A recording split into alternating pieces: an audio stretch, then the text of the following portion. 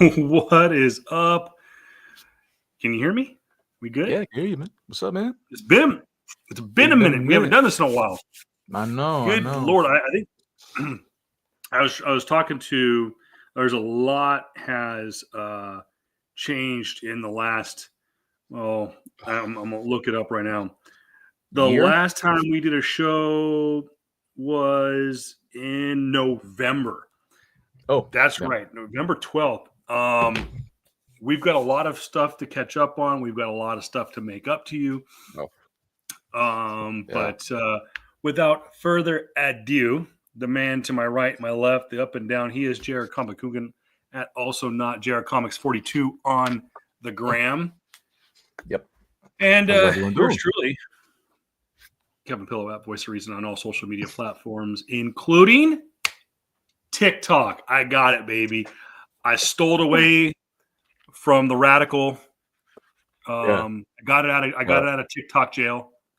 Nice. I got it out of TikTok jail just in time for TikTok to get banned. Yeah. Oh, funny enough too, though. But like, it's back on, right? TikTok's like it was saved because of the current administration, right? I think it's saved, but it still has technically Pending. It has a death sentence. They're trying to get someone to buy it. Yeah. Old Uncle Elon might buy it. Who knows? He might actually. I know he's not. He's not allowed to buy it because he's a government official now. Oh yeah, there's my first flex. Is he like? He's a. I don't. Is he a government official? I don't.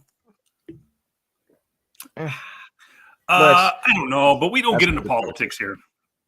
Yeah, that's a whole different conversation. But yeah, other than that, man, how you been? It has been quite a minute for the both of us. We the last time we did this, TikTok wasn't in danger, right? TikTok, but at the same time, with the time frame from then to now, TikTok was off and it came back. We got a new president. Certain things happen in WWE. Certain things happen in the space of video games and comics, as well as just the world almost ended in January. I mean, what the fuck? What was that one? I said the world almost ended in January. Yeah. I was trying to remember which event that was, because we had like 6 events happen already. I mean, it might end again if again, even though we're not talking about politics, because things are getting more expensive because of tariffs and all that. But yeah, here we are. We're your goods and services people, your pop culture shit, your eggs and your food might be a little bit pricier again. But other than that, man, it's been a hell of a ride. It's been a hell of a ride. It is. Thank God, dude. I saw a video last night. I'm sorry, I'm eating like Grogu. I got my chicken nugs. Nice. Oh, dude, I could get my food soon too. But yeah. So I saw a video last night of some dumbass Canadian grocery store taking, I think it was like $100 million or something. I don't know, something stupid. Of like red liquor? Of alcohol off the shelf. And though we're not sponsored by anybody, but we're open to it. They were taking some Woodford Reserve off the wall. And I'm like, whoa. You want to send that on down south? And if you want to send it back to America, send it right here. Because that is what good old Mr. Voice of Reason is drinking tonight, is some Woodford Reserve from my magic key holder, at least for the next 30 days. Snifter. So, and of course, I've got my other flex here, Magic Key, Food and Wine Festival from Disneyland. So, and we'll get to the flexible down to kind of catch you up. A lot of things have happened, and I want to address this because we are going to talk a little bit about comics just for a second. I know JR gave you a rundown, and we didn't mention comics, but I want to throw it in there. Is the state of comic books is really, really in flux right now. Trash. It's been trash. It's not good. Continue. It used to be, DC would be up, Marvel would be down, Marvel would be up, DC would take a set. Independents were doing good. It became too much.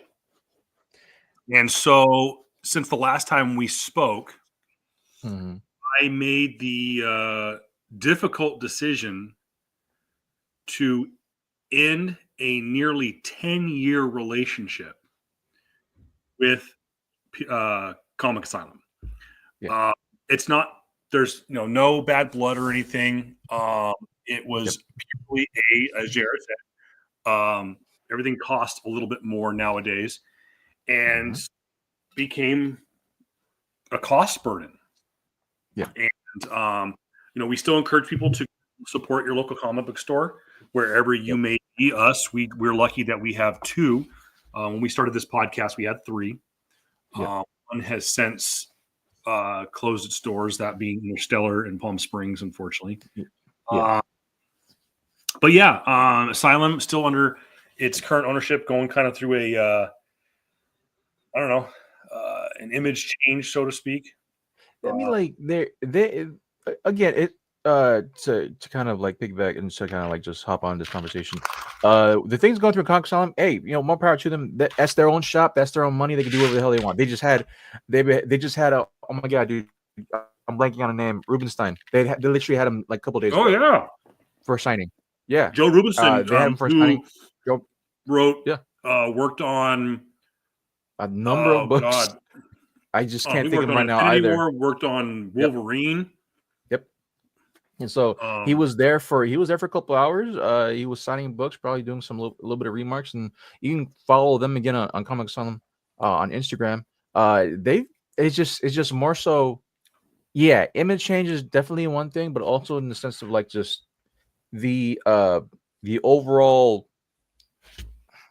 what's the word I'm looking for? The overall centrist idea of like you're here, you're just it's an escape for most people. Well, I'm not gonna without getting too much into the weeds of everything. Don't want to get too much of the weeds on it, but we wish them the best of luck.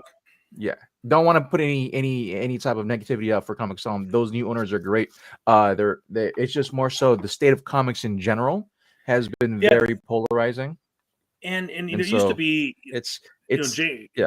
you and I became over the last few years, we slowly but surely moved into, and I think you and I both have the same opinion on this, is that we slowly almost didn't know it. So kind of subconsciously, we started moving into just buying key issues. And we noticed that key issues, because we weren't buying runs, we weren't buying storylines because the stories weren't there. The comics, the story arcs weren't there. So we were buying key issues. And then we noticed, at least I did, that the key issues I was grabbing was variants, were just cover arts. And I'm like, I started realizing going, having gone to a lot of Comic-Cons, especially since COVID, that a lot of the variants that we see, artists are now putting into print, meaning they're making prints. And I go, well, that's what I want. So why should I spend every single week chasing and paying a premium for the new Peach Momoko or the new J. Scott Campbell or the new Art Germ or the new, whatever, Adam Hughes or whatever. And why not? If I want the artwork, I might as well get the artwork. Yeah. So, there's a few books that, I mean, there's a few books that I was getting, but I was just found like I was chasing variants, and I was like, I don't want to do that. Yeah. It gets to a point where like I was very much in the same field. I stopped reading comics necessarily, right? When like I think basically near post Donny Cates. Right, there are certain issues that I was still when Donny Cates had when he had his store run, he was doing Incredible Hulk back in like 2018, right? 2018, 2019, and of course something horrendous happened to him from what I'm reading reports. Like he had a car accident in Texas, right, and he basically lost portions of his life. He's better, and like there's just a lot of things that happen there where I kind of just fell off in comics where I wasn't reading any more of the Independence. I wasn't reading any more of like I wasn't reading more any Something's Killing the Children. I wasn't reading any more of the Secret Society, or not Secret Society, the other James Tynion book that was being done there. I just kind of stopped doing that, and I would just probably either wait for the huge for the what do you call it, the trade books to come in, the trades to come in, and to probably just read all that through, because again, paying $4.99, $5.99, I think upwards at this point now for DC is like 6 to 7 at certain points for certain issues. It gets to a point where like you're paying this every single week, right? For what? I know that Spider-Man now has been taking a turn, but like, good God, that horrendous Spider-Man run between 2021 to 2022, where you just have Peter just be, just basically be shit on for a damn near year or two, right?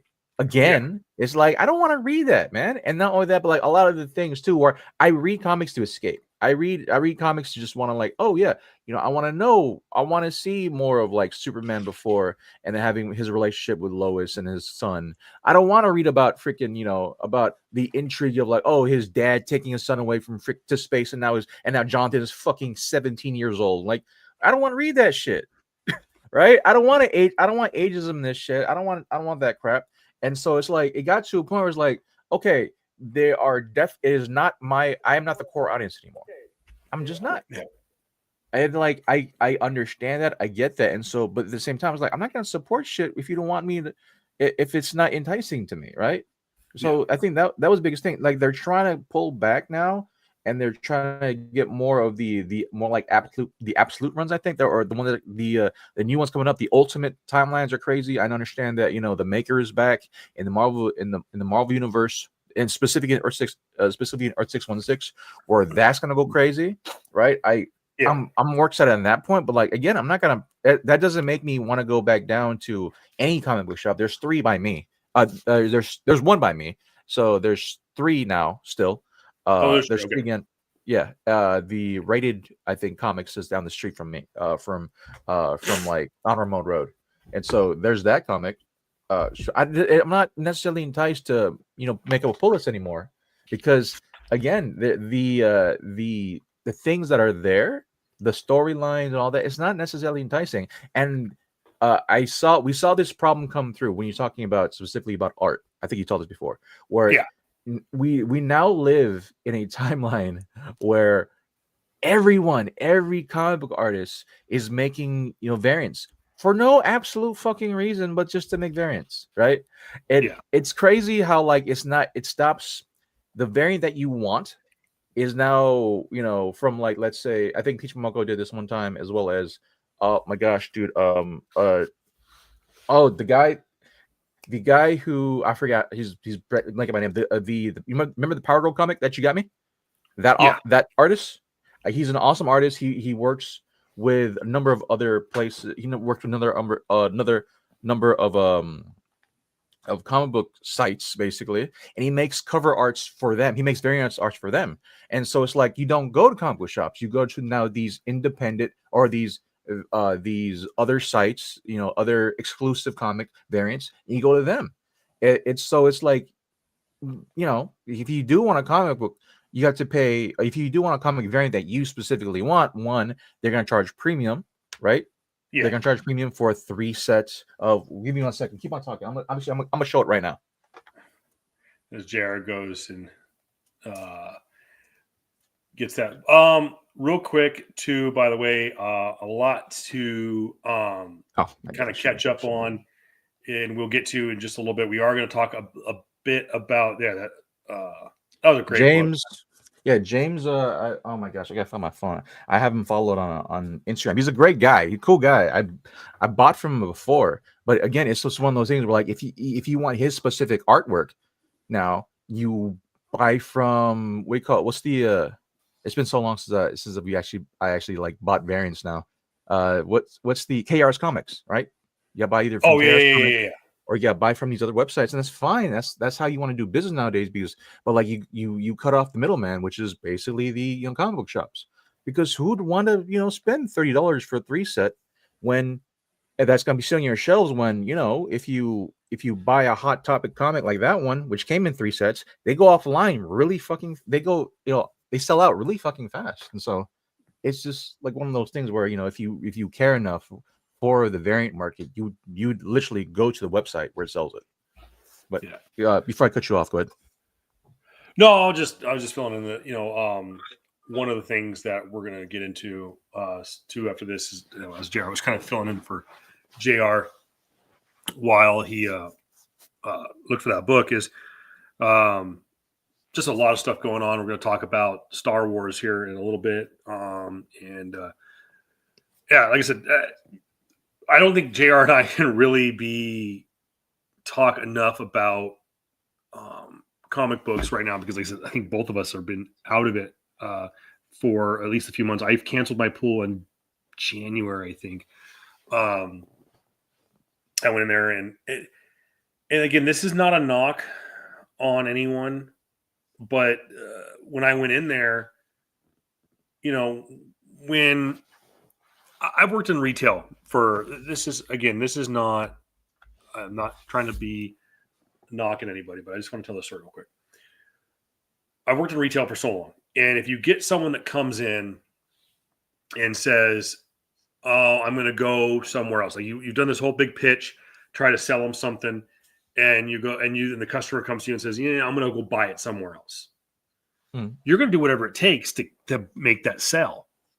That's you're going to try to like, well, what are they doing differently? How, can I, what can I do to keep your. But I remember walking in there and I said, "Hey, I've made the unfortunate decision that I'm going to have to cancel my pool." And they're like, "Oh, okay, well, you're done as of right now. You don't owe us anything, blah blah blah." And I'm just like, "I'm serious. Like I've been really damn close to a day one pool member, and it was just no like follow-up phone call like, hey, is there something we can do?" So I'll kind of end the comic book talk on that. That doesn't mean that we're not going to talk about conventions coming up, and we still very much, the heart of Comic-Cons are collecting comics. And so we'll continue to talk about that. Revolution is going to be coming up in May. There is a lot going to be going on with that convention. So we'll talk about that. So matter of fact, I will leave that there. WonderCon. That should be noted too, JR. I forgot about that. Is Star Wars Celebration is in April. Right. We're about a month and a half away from Star Wars Celebration Tokyo. Revolution will also be in May, which is basically turned into, if you've been following their social media the last couple of weeks, every year they kind of make a theme. A couple of years ago, they basically had the entire cast of Star Wars Rebels was going to be there. This year, it's pretty obvious about who is going to be the theme to Comic-Con Revolution. That is Smallville. Smallville is going to have a huge return to Revolution. So we'll talk about that as we get closer to Revolution and see if JR and I attend. You and I, as of recording right now, are not going to WonderCon. That's the first time. I know we didn't get to go last year. Just I think because my schedule with my job at the time didn't allow it. But this is the first time in. What's up? You went last year, didn't you? I went last year. Yeah, I went for the Fuller Days. Yeah. So this will be the first year that I can go, that I'm not going. And I actually, as of about a month ago, was planning on going. It's just a lot of stuff kind of hit the fan. So anyways. Same. It's just go ahead before you finish your thought. No, you go ahead, because actually you keep running. I got to do something real quick. The WonderCon thing was like, for me, it was very much the thing. Like, I definitely did want to go. Like, WonderCon has always been my favorite con to go to. That and Rose City in Vancouver. Actually, no, it's Portland. Portland, Oregon. So those two are my favorite cons. But this year I decided not to go because just there wasn't necessarily. I saw the list. It wasn't necessarily anything too enticing at the moment. Again, it's the WinterCon list and just convention lists. They tend to change of who might come literally at the end of it. Other than that, too, just looking at just a lot of the logistics, getting hotel rooms and hotel prices going higher and higher again, and just overall the feel and vibe is just it will probably just be me.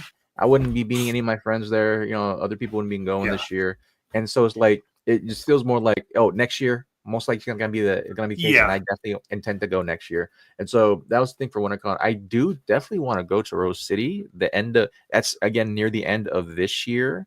I didn't get to go last year. I want to try to go again this year, for Rose City, and that's always been something I've been loving. I've gone there for 3 years, I think. I started back in like 2018, 2019. Didn't go in 2020, went to 2021, and I think 2022 was the last one I went to. And so do plan to do that again. Rose City's great. They had the year that I didn't go, I remember they had a bunch of I think they had a bunch of stars from either The Boys or somewhere else, another show that went. And I'm like, I should have freaking went to that one. But overall, man, overall, just the WinterCon this year wasn't necessarily too enticing, other than City Manufacturers, very much like, again, pricing, everything was kind of crazy. Hotel rooms were going up. It just overall, just other life circumstances happened. So I think that for me, just I'm gonna just wait till next year for the new one. And so I'm the same way. Is a lot of life choice, a lot of life events. Yep. Came up, so I'm gonna just that's the direction I'm gonna go right now. But yeah, I'm looking towards next year, and I think a lot of it too, talking about the top of the show, so many events that happened in Southern California over the last 30, 60 days has led to, like JR said, hotel prices skyrocketing, and even availability.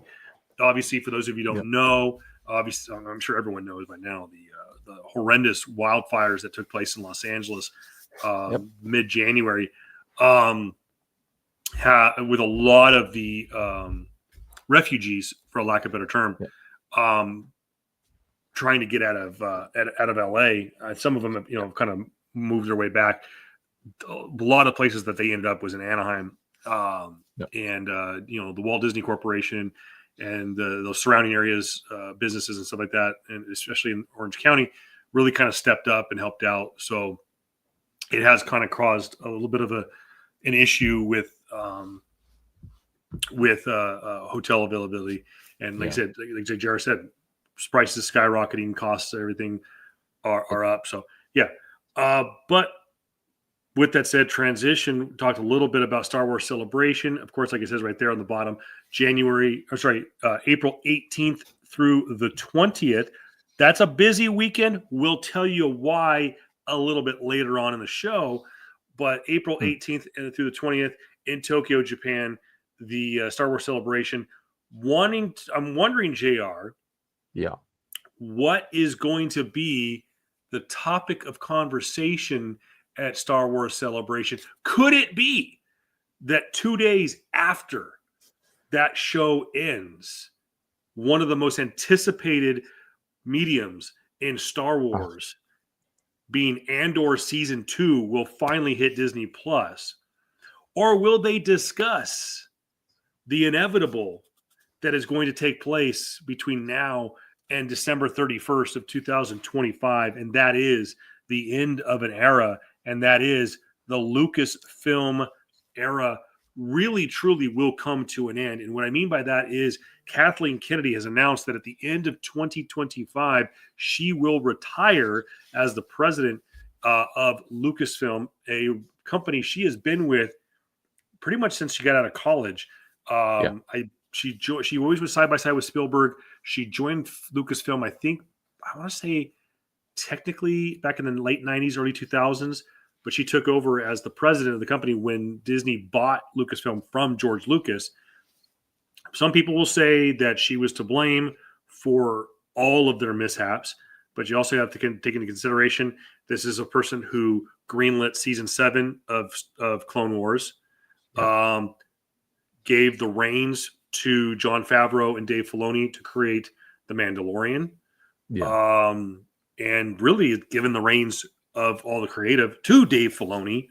And people want to blame her for everything else, but I'm like, she gave us so much, though. It's definitely the good and the bad. It's like it's the totality of a career. And as much as I would like, to be like, oh yeah, ding dong, the witch is dead type shit. It's like it's one of those things where like, I think it's come to its final conclusion where it's easy to like. I feel with the scope of like where comics and pop culture and all the things that we love and adore, right, of our past and still now, right, is we see just the flaming out of the things that we love type of thing. And I think definitely with the advent of what happened with Acolyte and other shows that haven't necessarily been skyrocketing in the charts or anything like that, but they're still really good shows.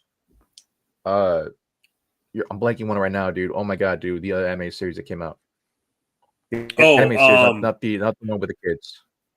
Visions. Visions, as well as not Bad Batch, but what was the other one? Skeleton Crew was decent. So it's just one of those things where it's like, as much as I want to like say put my as much as the stupid rabbit fan side of me is like want to put all my vitriol towards Captain Kennedy, it's like, but it's much more complicated than that. We've had a lot of great spots, a lot of bad spots, sure, but at the same time that could be like we have a lot of great spots in Star Wars and a lot of bad spots in Star Wars. The great spots were fucking great because they eclipsed on like damn near 20, since like 2013 or no, since much longer, like 2000. Help me out here. 2008 was when 2005 was when the first season of Clone Wars happened. 2008. I'd say that's probably a safe bet. 2008, right? So it's like we saw a culmination of like, okay, Clone Wars season 1, Ahsoka. It's like that was on her. That was her run too. That was on her. That was you had to give her some level of props to that. It was because like she eclipsed that. She gave the green light for that for Dave Filoni. There's a lot of moving parts here. As much as I would like to be stupid and rabid and like, oh yeah, I'm glad she's going out. Like you have to give her some level of props. Yeah, her trilogy fucking bombed, obviously, and that definitely just cut down the center of like the fandom. Like what the fuck are we doing here? Much more so than the prequel sequels, right? Like it's just kind of been like one of those things where like, all right, what do we do now with all of the pieces that are left? And granted, cool, if she could leave, if she could leave and like hand the reins off to hopefully someone that wants to see this thing live, come back to prominence, this thing called Star Wars that we all know and love, great. I would love to see more Ahsoka. I would love to see more what they would do with David Filoni's vision. I would love to see more at least more inspiring versions of what we can have be people and Jedi and those living and under the thumb of the Empire. That'd be great. Or at least go something totally crazy and like go full on Knights of the Old Republic. Just go there. If you want to have your gay, lesbian, prototypical identity, whatever, go Knights of the Old Republic. That shit was crazy back in the day. That shit was crazy. You had Jedi and Sith working together to fight off another sect of Jedis here to fight off against these wars there. Knights of the Old Republic was a crazy fucking time, and so I don't understand why they don't go that route. I don't know why they want a High Republic route with Acolyte, because like that is way too close to what might happen in the sphere of like the actual timeline, quote unquote. But like if you just want to go nuts though and see how this is how the lines between Jedi between good and evil when you're a Sith is different, like okay, cool, do that. We've been KOTOR has been doing that for the longest fucking time, so go that route, do that shit. That's what I'm hoping. I'm hoping for that level of stuff. I'm hoping for levels of like another level of like, all right, cool, what can we do now what does the first Sith or the first Jedi look like with James Mangold and his work gonna do. I'd love to see what I think Kevin Feige is still trying to do a Star Wars thing, right? I think so. And I will say this for those who I think so many owed an apology to Hayden Christensen. Absolutely. Thanks, Atner. Yes. Agree. And what was kind of nice was he kind of got his flowers at the last D23 when there was a fan that said, "We love you, Hayden," and he kind of got and even said, "I'm getting emotional," and you could see like he wasn't just bullshitting, like he got emotional.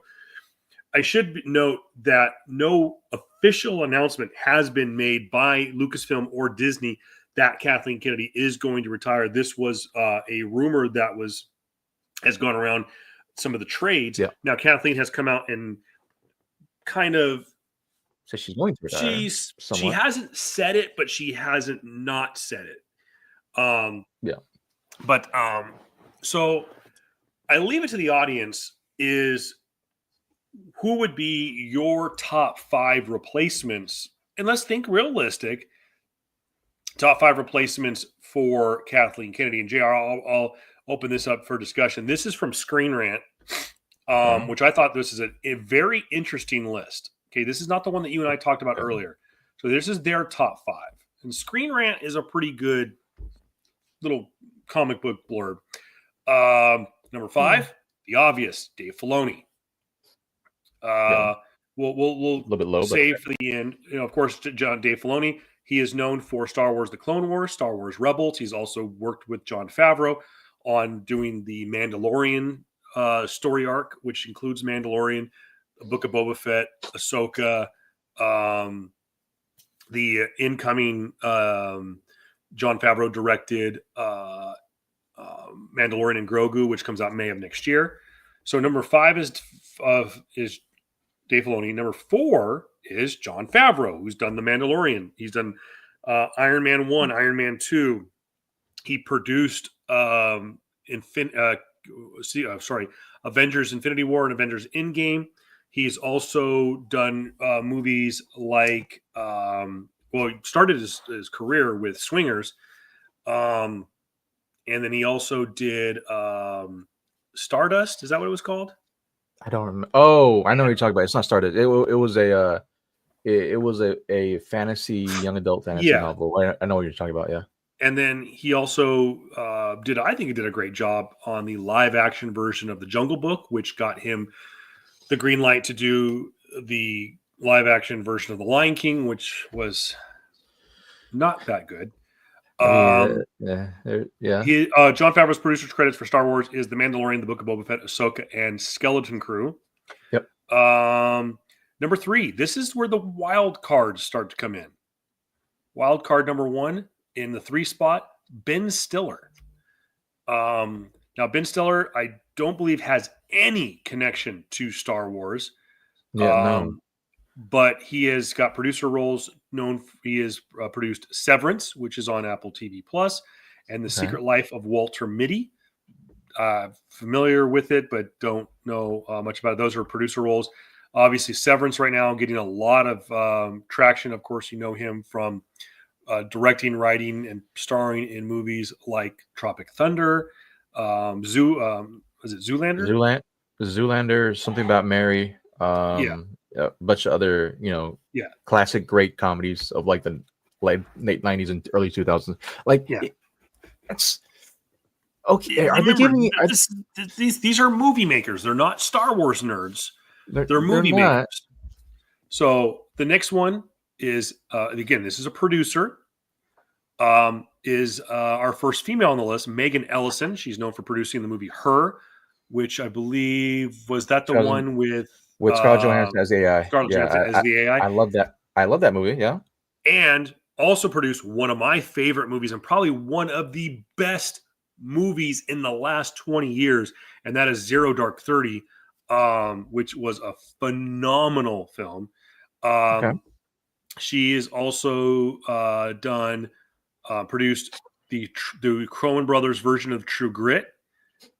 which was up for also was up for Best Picture. She is only 39 years old, has no and has no Star Wars to her credit. Yeah. True Grit, of course, was back in 2012, if I remember correctly, with a young Haley Steinfeld. With a young Haley Steinfeld. That was her first role. Yep. And she got an Oscar nod. Actually, she won the Oscar for it. I think so. Yeah, for young actress and also something like that. Yeah, she won. Here's the one that is the dark. This is the one that I think goes past a lot of people because he is very much like, he's very much like Kathleen Kennedy. Is this guy has worked around the likes of, he's a producer. He's worked around guys like George Lucas, Steven Spielberg. He's worked with guys like Ron Howard. He's worked with Chris Columbus, John Hughes, all those guys. Frank Marshall. Now he's up there in age. And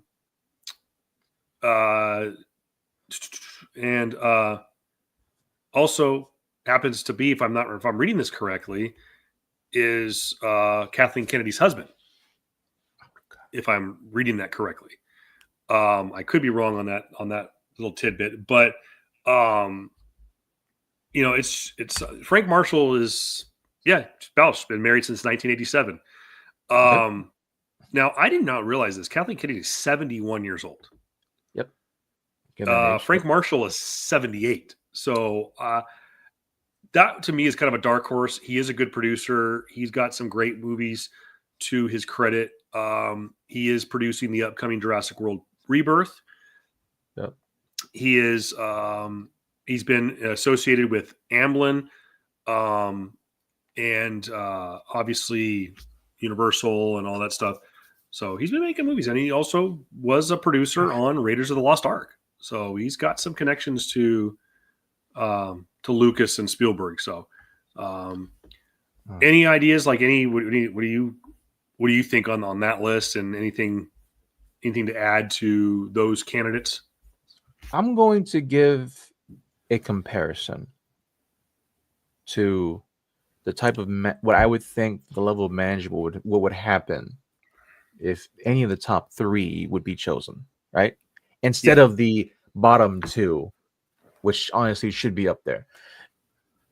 Going back into sports just a little bit, do you remember what happened with the one NBA star named Luka Doncic, who is currently on my Lakers, right? Yeah, I think he's hurt too. No, he's playing. He just played last night. He's the fourth Laker in Laker history to have 30 points and 15 assists, and it's only his 8th game. The people, okay, just for small stats, right? Sorry, I apologize in advance, but like for reference sake, the other 3 people to do it: Magic Johnson, Jerry West, LeBron James. He's the 4th.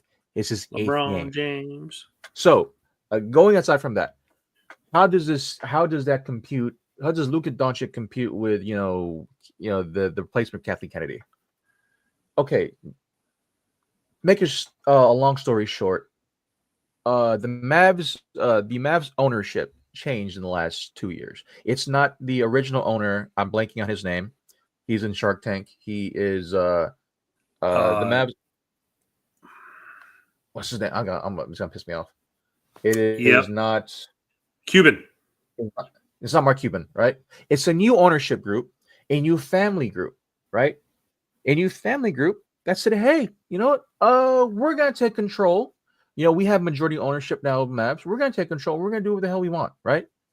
Yeah. All these other plans to do so with the city of Dallas not wanting us to have a casino, blah blah, all the other details. Cool, whatever. I don't want it, right? Oh, the GM said that we can trade Luka Doncic, our number one bestseller, our number one, ring guy, not ring guy, but the number one reason why people in Dallas go to watch Dallas games. He's known as Mr. Dallas at this point. Probably best known for being, probably the face of Texas in general, right? The Slovenian kid. Yeah, we're gonna trade him now. We're just gonna trade him because we're new management. That's what I feel might happen if you get not random, but like 3 people that have absolutely nothing to fucking do with the franchise that they're gonna take hold of. It's like they're gonna do some dumb shit and like trade Star Wars Ahsoka to WB or some crazy shit. That's what I feel is gonna happen. Of course, legally it can't never be done, but like you get what I'm saying. That I'm trying to embellish your point here. It's like Ben Stiller. I got love for Ben Stiller, but because he got a producing role in Severance, he's gonna be given the keys to the kingdom of Star Wars. What? He got a producing role to get money. He didn't write shit. He's not in tune with the people that are trying to do that. You're trying to get a 78, 79-year-old married to Kathleen Kennedy because he had a producing role on a film that was 50 years ago at this point or 40 years ago. Bro, it's like get with the people or they're in with the times now. Old accolades don't mean shit in the modern day. Not anymore. I thought it mattered before with Disney. Obviously, it don't no more. Haley Steinfeld has yet to have a fucking, any screen time credible to her. And she's been with Marvel for now, what, 4 years? Credibility don't mean shit no more, bro. It's like, what needs to happen is people that are already in the mix to take hold of the mix and hopefully build up to make a nice fucking cake. And right now, the only people that I can credibly think of is Filoni, is Favreau, is Bryce Dallas fucking Howard, right? Yeah. Or oh my god, dude, I'm blanking on his name. Or maybe we go. This is my dark horse. We go Robert Rodriguez, right? Maybe that's the role you go, right? For like heads, but again, knowing Rodriguez, knowing Bryce Dallas, knowing Mrs. Howard, knowing all these guys, they don't want to be tied to a franchise for a thing for possibly 10 plus years and kind of like not be able to do whatever the fuck she wants to do. So, a producer. I don't know. Maybe another like, possibly another tech CEO head, probably if you want to go for dark horse. But like for right now, those in the know, those who know how to basically take hold of a franchise and galvanize the people that's been supporting it, the fans that want to support it, i.e. myself and you and Atner out here, just who wants to like, give credit to Christian Hedison, to Rosario Dawson, to all the great actors and actresses that have been in Star Wars now for the last 20 plus years or even longer. You want to give credit. You want to at least give honor to those who came before, right? And then move onward, and not have a fucking Last Jedi again, and not have the bullshit happening in Acolyte where you just totally, misconstrue the lore that's been happening 20 years before you, right? And so you would at least have that level of like understanding, like to say, hey, no, what are your fans, your actual fans, not your fans who are chronically online, but your fans where the money is? What are they saying? What are they saying? And what they're saying is like, hey, Star Wars hasn't been for me in the last 4 years now, 3 years. What was the last Mandalorian? When was Mandalorian season 2? 2021, 2020? During COVID? Season 2 had been like 2020, 2021. Yeah. So like that was the last time it kind of spoke to, or even Book of Boba Fett, right? Let's say Book of Boba Fett. That was more so. It wasn't really Book of Boba Fett. It was more so continuation of Mandalorian, and I'm okay with that. And so I don't know. Just like I don't know how your top 3 isn't Favreau, Filoni, and Bryce Dallas Howard. I just don't know. Like that makes no sense to me. I have to understand too is those are Hollywood picks. Those are Hollywood picks, and those and obviously Hollywood knows what the fuck to do with franchises, right?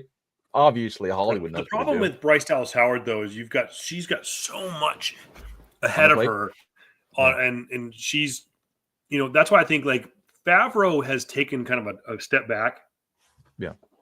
And it's the same thing with like James Gunn. James Gunn running DC Studios, so he's the equivalent of Kevin Feige. Yeah. So yes, he's going to direct the new Superman movie and whatnot, and I think he's directing Peacemaker but he's even said, he goes, once he's these two projects, he's going to here's the keys of the kingdom. Like, I'm just going to be back and produce and run the studio. Yeah. Because you can't do both. So Bryce Dallas Howard, I think, would be a tough pick. Yeah. And her dad, Ron, would probably be too old to do it. And I think he's more of a creator than he is, it's a different role. I could probably see, of that list, realistically, I could see Favreau be a studio head. And it's not a studio head like he's not running a studio like he's running like Disney, like he's not Bob Iger, but he's still running a studio. He's running Lucasfilms, so he's running a division. Yeah. Jon Favreau would probably be my number one. My number two is, you mentioned a guy who is a Star Wars fan, who is a filmmaker, and has producer credits to his resume. And maybe he's another guy that maybe he's not, because you got to understand, these kind of guys, they have to sit in a board meeting. These are the heads of departments. Yeah. So Robert Rodriguez is not a bad pick. But there's a guy that's connected to Robert Rodriguez that is done making films. He is done directing. Yeah. But I don't know if I'd want to put him in charge of a studio, because he might go a little crazy. And that would be Quentin Tarantino. Okay. And we know Quentin is a Star Wars fan. Okay. With all due respect to Quentin Tarantino and the great works he's done, and I'm really hoping his last work is Kill Bill Volume 3, right? But I do not want to see 5-10 minutes dedicated to feet pics every single Star Wars movie. But that's the thing, is he wouldn't be a director. He'd be a producer, and he's running the studio. I don't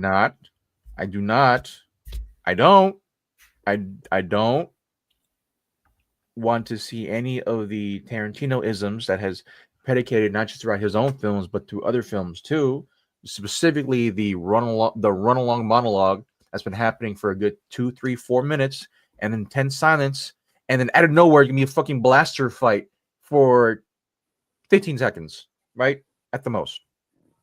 I don't need that level of surrealism in a Star Wars movie where it's gonna feature a Jedi that's supposed to be honorable. I as much as it'll be cool to see in one episode of, let's say, Mandalorian season 15, somewhere down the line, maybe. No, man, no, Tarantino, no, he's. And that's not me trying to like derail his legacy, what he's done for media, man. But like, I just no, bro. Kendrick Lamar said it best. Hey man, keep them kids away. No, I'm not trying to say anything on that end. No. Just again, I just watched again. I just rewatched freaking Once Upon a Time in Hollywood. And just the amount of feet pics, the amount of feet scenes, just avidly and just so blatantly, nearly every fucking single scene. I'm like, okay, bro. Oh, okay. Come on, we gotta stop. But maybe that's just my thing. I don't know. No. Let us know in the comments, real quick, if you want to just feast on this. This is coming from comicbook.com, and we're talking, of course, about the speculation that 2025 could see the end of the Kathleen Kennedy era with the Disney company and running Lucasfilm. Of course, she started as the head of Lucasfilm on June 1st, 2012. 2012.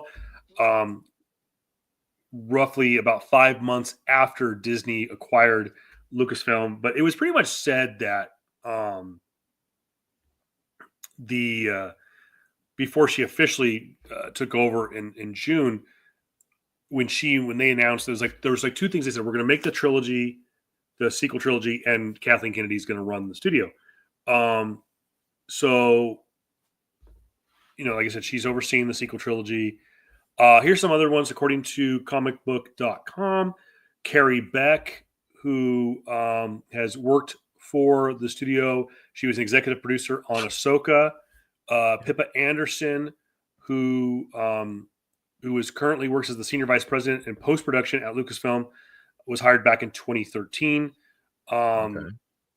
So she has connections to Star Wars and Lucasfilm. Emma Watts, she's a major producer. She has worked 23 years in 20th Century Fox, including the president of production for Fox since 2007. She left in 2020 before the merger with Disney. So she's got, she's overseen some huge productions like Avatar and Deadpool at Fox. Jeff Small was actually the first person that George Lucas himself wanted to replace him at Lucasfilm before Kathleen took it over. He's also a close personal friend of Steven Spielberg. He is currently the CEO at Amblin, which is George or Steven Spielberg's company. He also recently produced the movie Twisters, which of course is the sequel to Twister. And then the final thing, according to comicbook.com, Nicole Brown, she has worked as the head of TriStar Pictures with Sony, and she has produced movies like The Women King, One of Them Days. Let's see, the Big Bold Beautiful Journey, Eleanor the Great. It doesn't look like she has any connection to Star Wars. So, yeah, those were the quote. According to comicbook.com, was that they were like, well, we don't want to go with the fan favorite. We don't want to go with the Jon Favreau and the Dave Filoni because they're not producers. And so this list, and again, I don't want to start a whole social political rant, but that list is very much it's safe, but it's also kind of like it was very much DEI, which I know is kind of a evil buzzword these days. But here's the thing too, though. Like, they're not going with the fan favorites, the people that I don't know you expect to want to see the future of the franchise be good. You're going with it's not even the DEI thing. It's just more so you're going with fucking people that just want to make money. Yeah. Right. You're going with the safe bets. You're going with this. Oh, it's a woman, but therefore, she made all these supposed things, right? That's gonna supposedly make money. The Woman King is a great movie. I've like it. A lot of filmmaking today, or a lot of the things that are being done in Hollywood, is very prototypical of what happens in a lot of business shit, right? And that's just to make profit, to make money. Motherfucker, we've been doing that shit for so long now. How about the soul of a thing? That's the biggest thing. It seeps into everything. It screams corporatism. It screams the same bullshit that we've been preaching against for so long now. That you want to just have these corporate suits. You want to have all these people that just want to, that are there to like, oh, you look good. He looks the part. He looks this. Remember that one? Remember back in the day. This is inside baseball now, right? Remember how club owners or just like club GMs or other how they would choose people, how they would choose their players. It's a perfect thing. Remember Moneyball? Yeah. Remember Moneyball? Oh yeah. Remember that scene in with Brad Pitt is with a bunch of like scouts and everything, right? And saying, okay, how do we get our team? And they put out like, oh, how about this person? Okay, but what about him? Well, he looks big. He looks the part. He looks great. But what about his hitting? We don't know. Does he get on base? Does he get on base? Yeah. Does he get on base? Yeah. Like it's that contemplation going into sound. They look good. Yes. They fit the part. They fit your checkbook locks list of like, oh, this person's a woman. This person is a part of the LGBTQI plus community. This person this person that, right? Does this person get on base? This person get on base? Does this person have any understanding or any prominence of what Star Wars is as a whole? Exactly. Do you care about the soul of the thing? Analogy. Yeah. So, or are you trying to rip that shit out of it? So again, like this is the reason why a lot of this shit today has been failing. You only care about the optics and not about the totality of the thing. You want to get just, oh, cool. You just want to get, and now you're gonna have the negative effects of like when that shit ultimately fails, because again, it's a corporal fucking shell of itself. You're gonna hate on the person, and they're gonna say, oh, you're hating her because she's a woman. Or you're hating on this person now she's gay. No, I'm hating on this person because the thing that they produce is shit. Yeah. Because the person could get on fucking base. Let's go all the way back. Let's go 5 years ago. Let's talk about what JR and I have been saying for years. It has nothing to do with gay or straight, bi or black or red or yellow or whatever. Yeah. It has nothing to do with that. Go back to 5 years ago. So I think it's like our second ever episode we did where we absolutely shit on the America Chavez book. And it was Marvel going, okay, America Chavez is a lesbian Captain America. Is basically what they promoted her at first. She is a lesbian Captain America. Puerto Rican woman, gay Captain America. Yep. And then of course she kind of became something else. But I remember I was like, well, part of me was like the collector in me was going like, okay, this is going to be a key issue because of all the hype around it and all the blah, blah, blah, all the bullet points. But I was like, okay, this is kind of, then I started reading about America Chavez. I'm like, okay, this is kind of a unique character. And I bought the book, and before I sat down and read it, because I was like, there was a bunch of stuff that I needed to read. And so I was like, right before I was going to get to it, I remember I was reading listening to the Marvel podcast I used to listen to religiously, and they interviewed the writer, the head writer for that book, and it was a lesbian. Again, let me preface this: we don't have any problem with that. It was that they hired someone to write this book, and they had to be a woman. They had to be gay, and it showed. The book was so skewed that that's all it was about.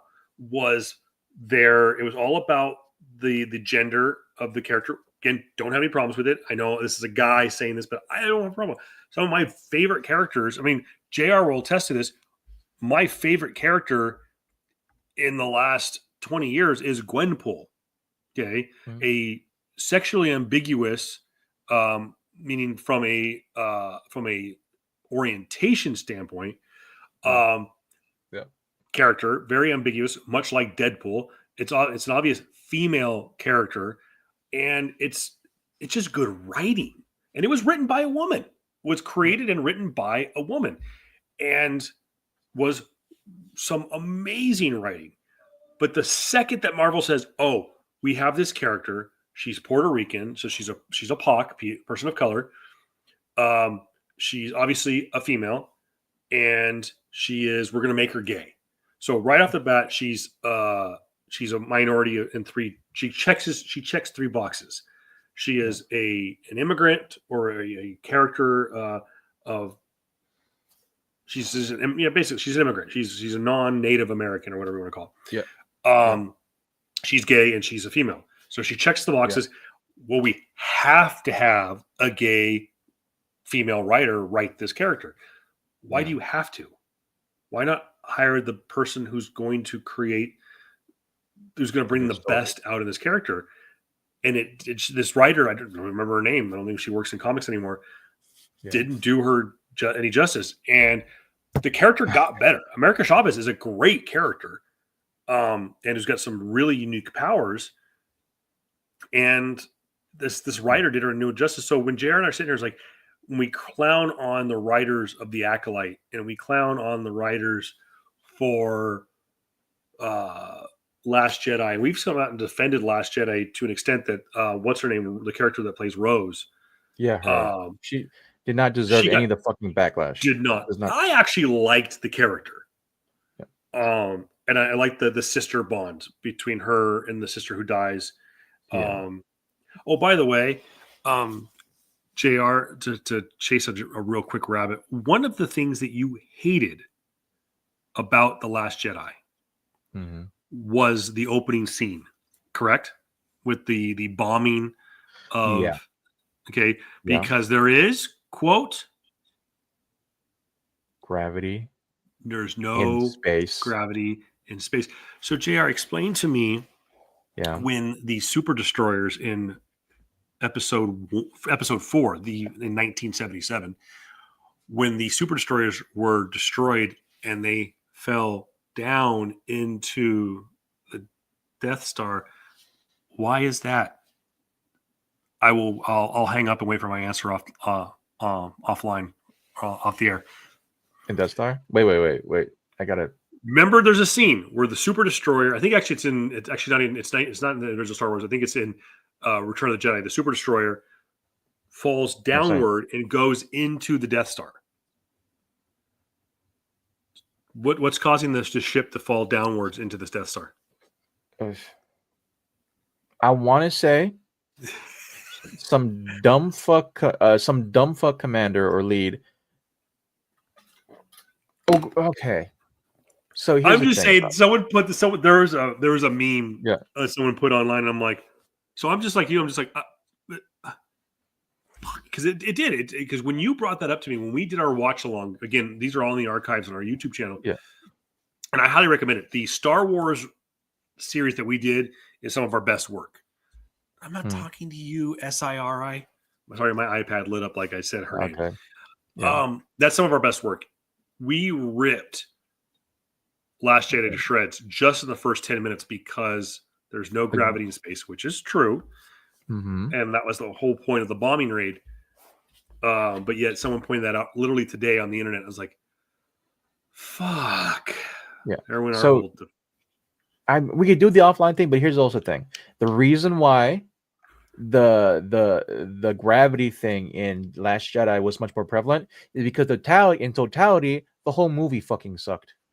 And it was easier to pinpoint. It was easier to pinpoint more mistakes in the good things that happened in the totality of the movie than, let's say, the final fucking scene in Return.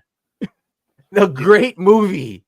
You're not gonna notice that shit. But obviously, when you go back and think of all the shit that's been happening, like sorry, again, we're gonna chase this fucking rabbit. Here we are, right?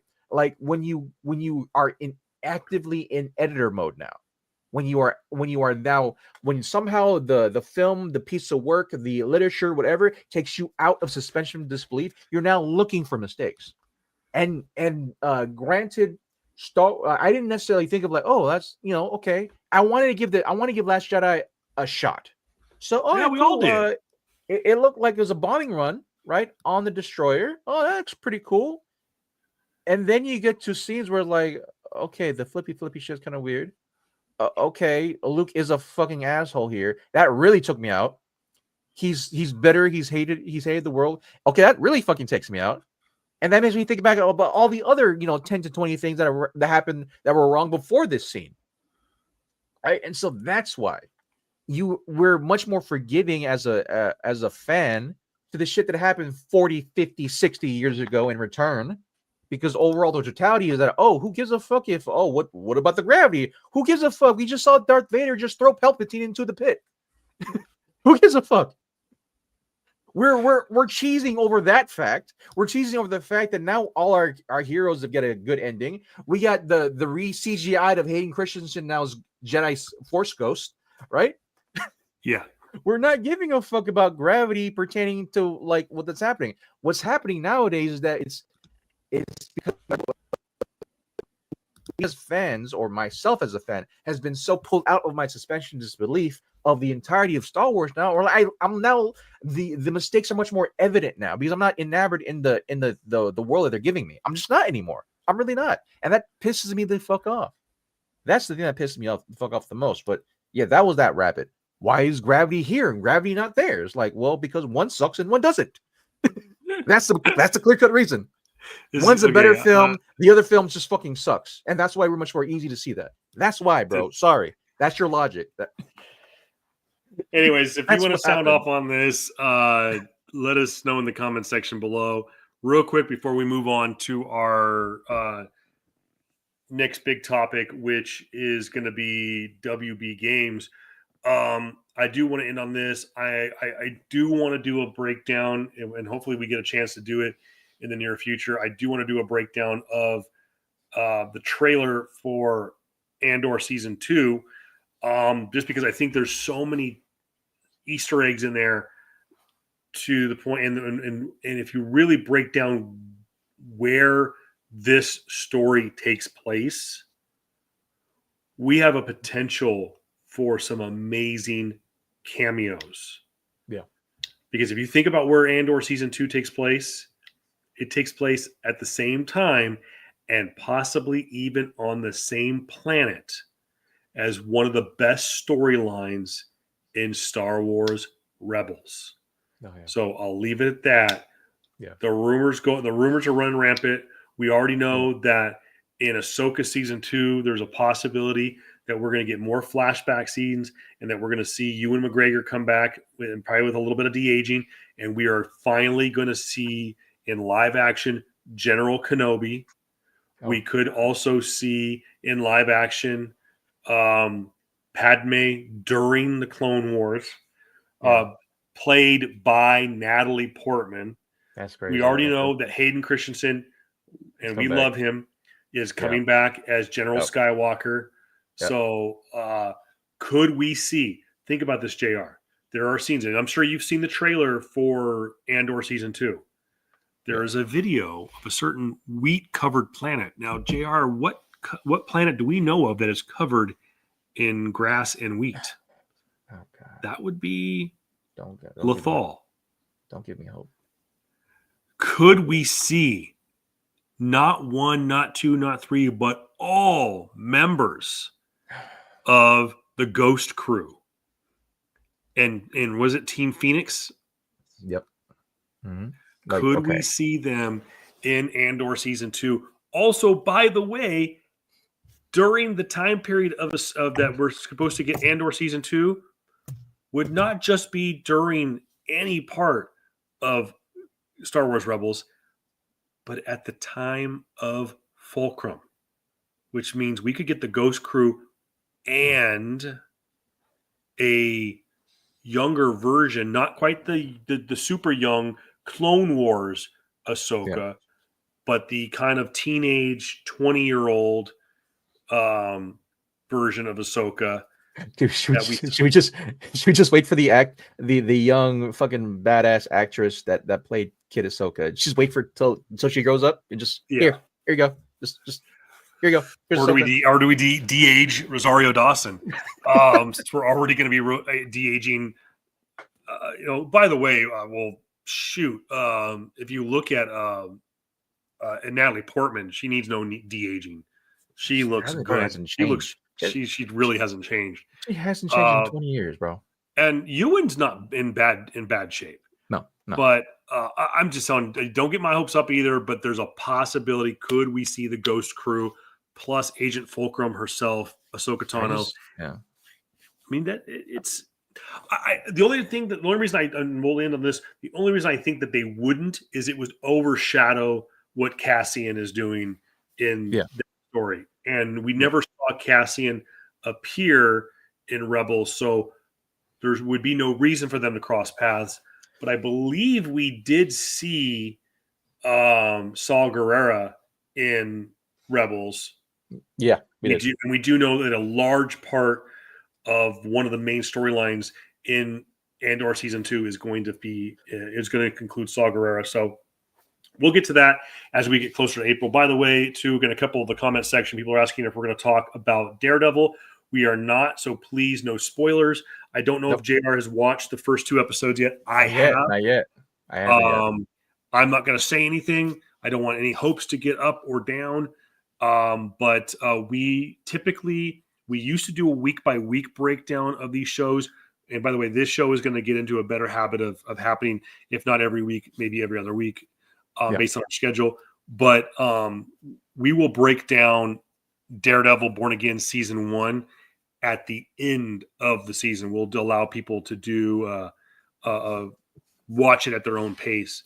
And also, if we got a chance, maybe we'll break down Skeleton Crew and some of the other stuff. But maybe we'll just do a full-on Star Wars deep dive again. Yeah. But nonetheless, if you have more comments about, put us in the comment section below. Hit us up on. We are back on Twitter, X, whatever the hell you want to call it. We are on Twitch. JR is hopefully going to be doing some streaming. By the way, there's a possibility that we'll have some special guests coming on to our Twitch channel. That would be my kids are thinking about doing some gaming streaming for us. Going to be doing Atner, if you're still in the chat, bro, get on Helldivers or let's get Monster Hunter Wilds, bro. I'm down to play that Monster Hunter Wilds. So. Well, I'm just glad I finally beat Jedi Survivor, which by the way, there is a third game being made. Of course, and there is also a possibility that they are waiting to learn the fate of a certain character from the third game on whether or not this character is going to appear in future Star Wars live action shows. So we'll just leave it at that. Wait. Are we talking? We're talking about my boy. Really? Cal Kestis. I thought we said that. I thought they said that he's already on crossover, or no? So they have never officially said it, but Jon Favreau made a comment at a Comic-Con or a D23 one year and said Remember that. He said they asked him, is there going to be a season 4 of Mandalorian? He goes, well, we're going to make a movie, which now we know they're going to make 2. So I think season 4 of Mandalorian. This is what I've read. Season 4 of Mandalorian is going to take place after the events of Mandalorian and Grogu, which is the movie that comes out next May. Then we're going to get a second season of Ahsoka. There's still an outside chance we get a second season of Book of Boba Fett. But I do believe that we are going to see a season 4 of The Mandalorian. Jon Favreau has said, quote, we want to add a character to Mandalorian season 4, but we need to learn what his fate is from the video game department in their third installment. Now, the only 2 games in the quote-unquote Lucasfilm video game department is Battlefront, which does have 2 games out. So technically Battlefront could have a third game, but Battlefront is technically all of Battlefront stuff exists in the original trilogy, which could still, but there's no original characters that are in Battlefront that could switch over to live action. The other game that is in threequel territory, other than Knights of the Old Republic, would be the Jedi series. And of course, the character. So the Jedi Fallen Order, Jedi Survivor series, the character obviously would be Cal Kestis, and possibly even his love interest, who I always forget her name. Oh my God! Who is a witch of Dathomir, which does have a connection to, with at least with Ahsoka, which we did finally get to see in live action, the Witches of Dathomir, which was really cool. But again, so that's the we could. Good. One thing, there is another game. There is another franchise that has been sadly cut off since 2010. That does feature, non-canically, a apprentice of the one, the only Darth Vader. Well, that would be Darth Revan. No, Darth Revan's much older. Darth Revan's super old. That's Knights of the Old Republic. So the one person, his name is Starkiller from Jedi. I thought that was Darth Revan. No, Darth Revan's from KOTOR. That's Knights of the Old Republic series. I'm talking about the Darth Vader's apprentice, non-canonically, is this guy. Which there's two of them. One is the original. He died, and one's a clone of the original. Yeah. And so Starkiller, Jedi Force Unleashed, Star Wars Force Unleashed, is That's what it was. Quite literally, way too fucking overpowered. I'm talking about if he goes on, if he gets on to any live action, they're gonna super depower him. I'm talking about this dude pulled out battleships. He's force pulled, like he's insanely strong. Quite literally, one of the very first trailers you see of Star Wars Force Unleashed is him pulling down he pulls down oh my god, I'm missing the name. Get me out here. I'm missing the freaking the shit names, dude. Oh my god. A Star Destroyer, I think. Okay. Get me out here. Yeah, quite literally in the first freaking trailer, he's pulling one down into I think like Alderaan. I think not Alderaan. He's pulling it down to wherever the frick he's at. And in the very first trailer, this dude is super fucking overpowered. Starkiller. So again, like I'm saying, if it's him, which I don't think at all it's gonna be him. If he ever makes his live action, he's never gonna be that powerful. It would take the likes of Luke, Obi-Wan, and and Darth Vader as well as Anakin to beat this kid. It's not gonna happen. Video game shit is crazy. He killed like 4 or 5 Jedis, dude. When Order 66 happened and there was Jedi Masters who still were out roaming, he killed like 5 of them by himself. Sidebar real quick, because we know you're a sports guy. I know you're more of a basketball guy, but I know you follow some football. Yeah. Breaking news out of LA. Joey Bosa has been cut by the Chargers. 5-time Joey Bosa, defensive end. His brother plays for the 49ers. Defensive end, 5-time Pro Bowl defensive end Joey Bosa has been released by the LA Chargers. Yeah, so defensive end / outside linebacker. So I don't know where that came from. All of a sudden, I saw that alert. I just know that you're a sports guy, but I forgot about. You're right. 25 million. That's the reason why they wanted. It's probably for a cap hit. Yeah.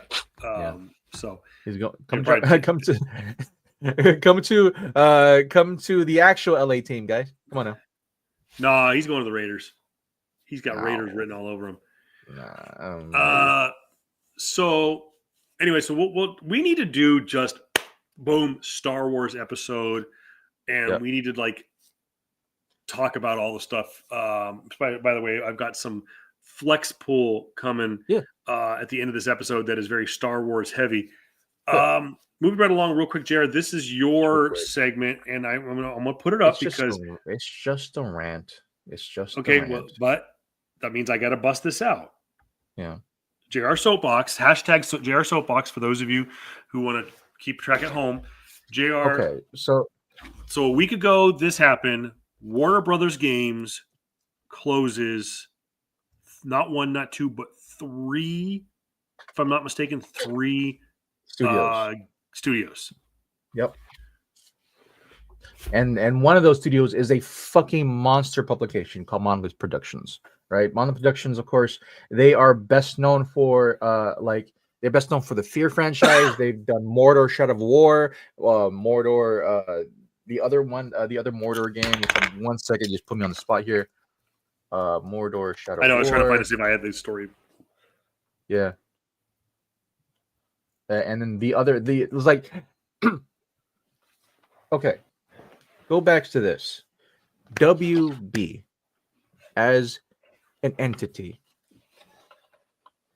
The fuck are you doing? I have no idea. The fuck are you doing? Again, so the things that we say right? We literally just talked an hour and a half or an hour and 20 about the possible things that can go wrong when you have the wrong people at the head of a station.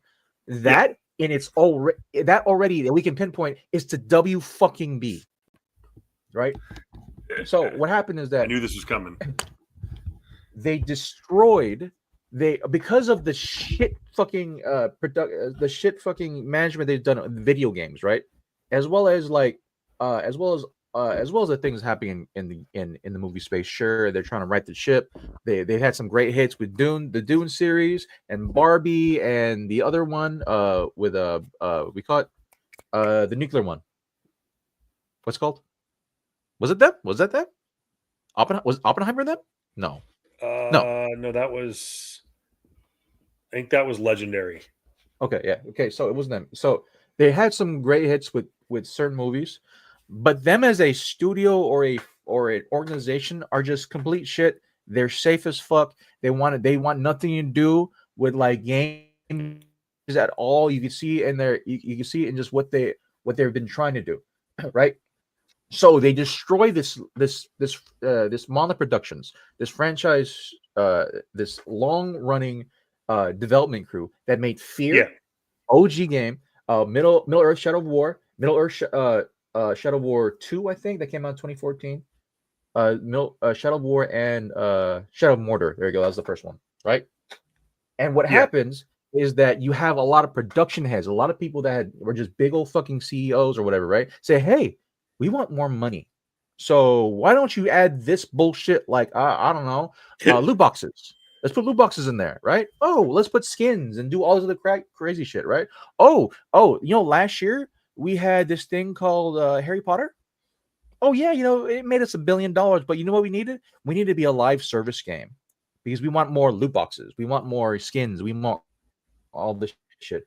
We want a $1 billion fucking franchise game. So why don't you do that with Suicide Kill of fucking Justice League? The fuck are they doing? And again, it goes to the point. It goes back to my point. I love how I heard it of Inside Baseball, of Moneyball.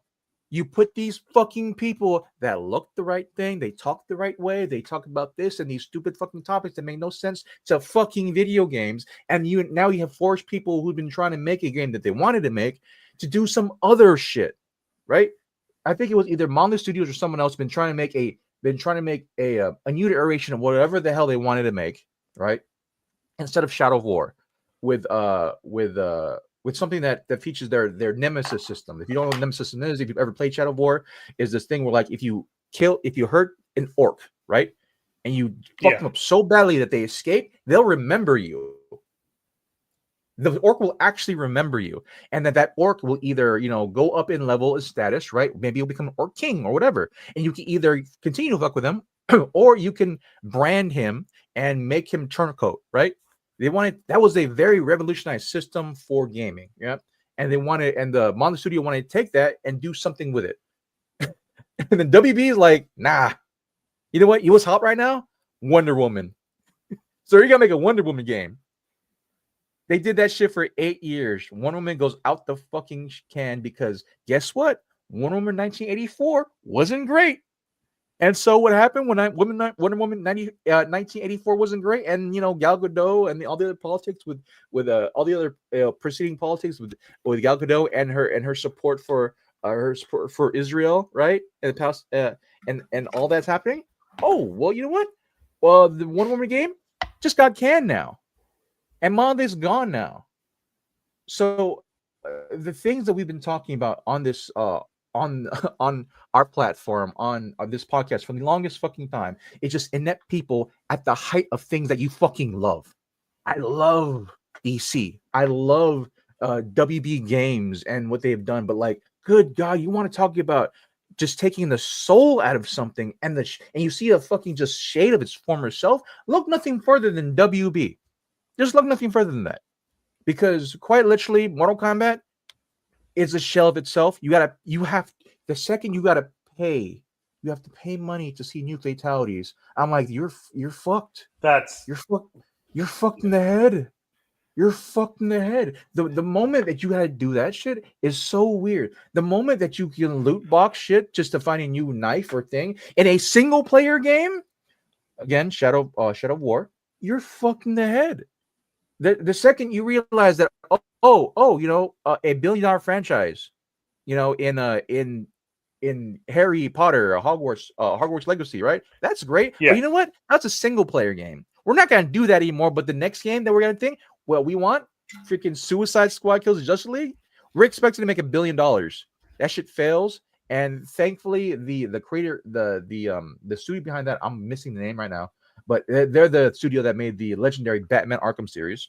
Thankfully, they still have enough cachet to not go under. So what we're having now in just gaming in general is that you have a lot of shit and a lot of stuff that fans don't want.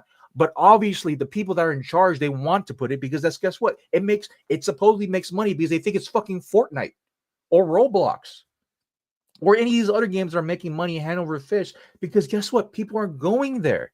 They're not gonna go to Suicide Squad because of Justice League. Who the hell wants to play, bro? If you want to be Harley Quinn, what do you think Harley Quinn's going to use? A bat, maybe your hands, right? If you think of, you're going to play Mr. Boomerang, what do you think Mr. Boomerang is going to use? His fucking boomerang. Why the fuck is all 5 characters using guns? Yep. Why the hell is oh my god, I'm blanking on the name. The shark the shark. I forgot his name. King Shark. But his other name, Naoya or something like that. I don't know what his name is. I forgot his name, right? But King Shark, right? Why is he using a gun? Why is he using shotguns? You want to talk about not understanding your audience, bro? Well, that was like surprised, and then being surprised when your audience, bro. Like again, we're going back to this whole thing. It's like, okay, now the studios is fucking done. You have hundreds of people losing their job, and now you're blaming gamers for not wanting to support your fucking bullshit excuse of a franchise when you don't listen to gamers. Again, Moneyball comparison. Do you get on base? You obviously fucking don't. You have no clue what the fuck base looks like. Yep. You're playing a whole different fucking game. You're going for a touchdown when you're playing baseball. Bro. So again, like going back to Monolith, all of them, they've wasted supposedly somewhere between 8 to 10 years making a game that will never come out in Wonder Woman. Never, ever. You have people that have wasted 5 years of their lives that they can never put on their resume. Hey, I worked on this thing that was canceled, and I have no work to show for it. But I hope you hire me, bro. Stop giving credences to these soulless corporations like WB. I'm hoping James Gunn does something great, incredible with what he's doing at DCU.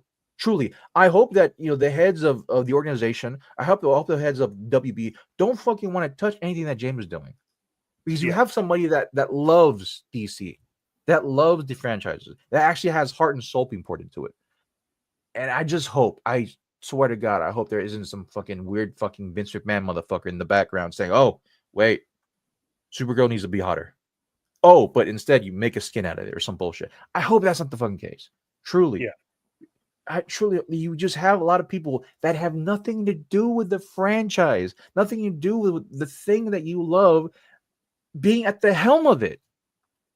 Absolutely nothing. That's like, if you want a clear depiction of what's going to happen, it's It's WB. They're going to close down possibly 3 to 4, possibly 2 more studios, honestly, in the next 3 years.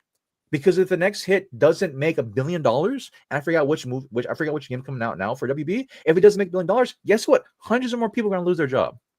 And they're still going to blame the gamer for not supporting their shit when they've been making shit. Yeah. And it's so tragic. It's so weird. No one's looking at the nuance of this thing. Who the fuck wanted to buy Suicide Squad Kills the Justice League? It was enticing as it sounds. to begin with. All right, cool. How's that go? And then you fucking kill them off for stupid reasons. Oh, well, actually, wait. Oh, spoiler alert! At the end of the the last season of Justice League Kills the Suicide Squad, everyone's actually still alive. Superman? Oh no, that was a clone that you killed. Batman? The dramatic showing of Harley Quinn shooting Bruce Wayne in the head of evil Batman. Oh, that was a fake. It was a clone. The real ones came out, and the way it the way they showcased them was some weird cartoony looking shit. Goodness me with that shit, bro. Oh, but actually, Wonder Woman stayed dead though. Wonder Woman in the game stayed dead, so that was fucking weird. Just it's so bad, and I'm kind of, and one side of me is happy that this is happening, right? Because it'll just make people realize, like, oh, it isn't us, it's y'all motherfuckers. Y'all are the corpo suits that are doing this shit. It isn't us. You want to blame us for all your misgivings, but obviously, we go to what we love and love us back. We're not going to this shit. We don't want this shit. The people that you wanted to have this shit isn't us. So that's for the next segment. Sorry. But again, so it's just it's tragic and it's bullshit. And I feel for and one side of me is like, I feel for the people that lost their jobs here, but at the same time is like, bro, no one wanted to step up and say, hey, like, who wants to play this? Who would want to play this? Really, who would want to support this over a longer period of time? Really? Because the numbers show it. No one did. No one. And so it's just one. Fuck WB. Seriously. Like, just as long as David Dunaway is still heavily has his hand on the pulse of everything doing, and as long as James Gunn is doing whatever the fuck he wants to do, and just everything is run by him, I feel like those things will be great. But WB as a whole, and it's fucking, it's whatever the Discovery platform and all these, they're 3 stupid ass fucking apps that they need to do and redo. Fuck them. Just fuck them. Like, and honestly, if you're a fan and really care about the industry for gaming, you would say also, fuck WB. Fuck them. Sell it to someone else. Because clearly you guys don't care for it. Oh. Again, sell the studio, sell the whole thing. This segment brought to you in part by JR. This is JR's Soapbox, hashtag JR Soapbox. If you want to hit some, hit us in the comment section.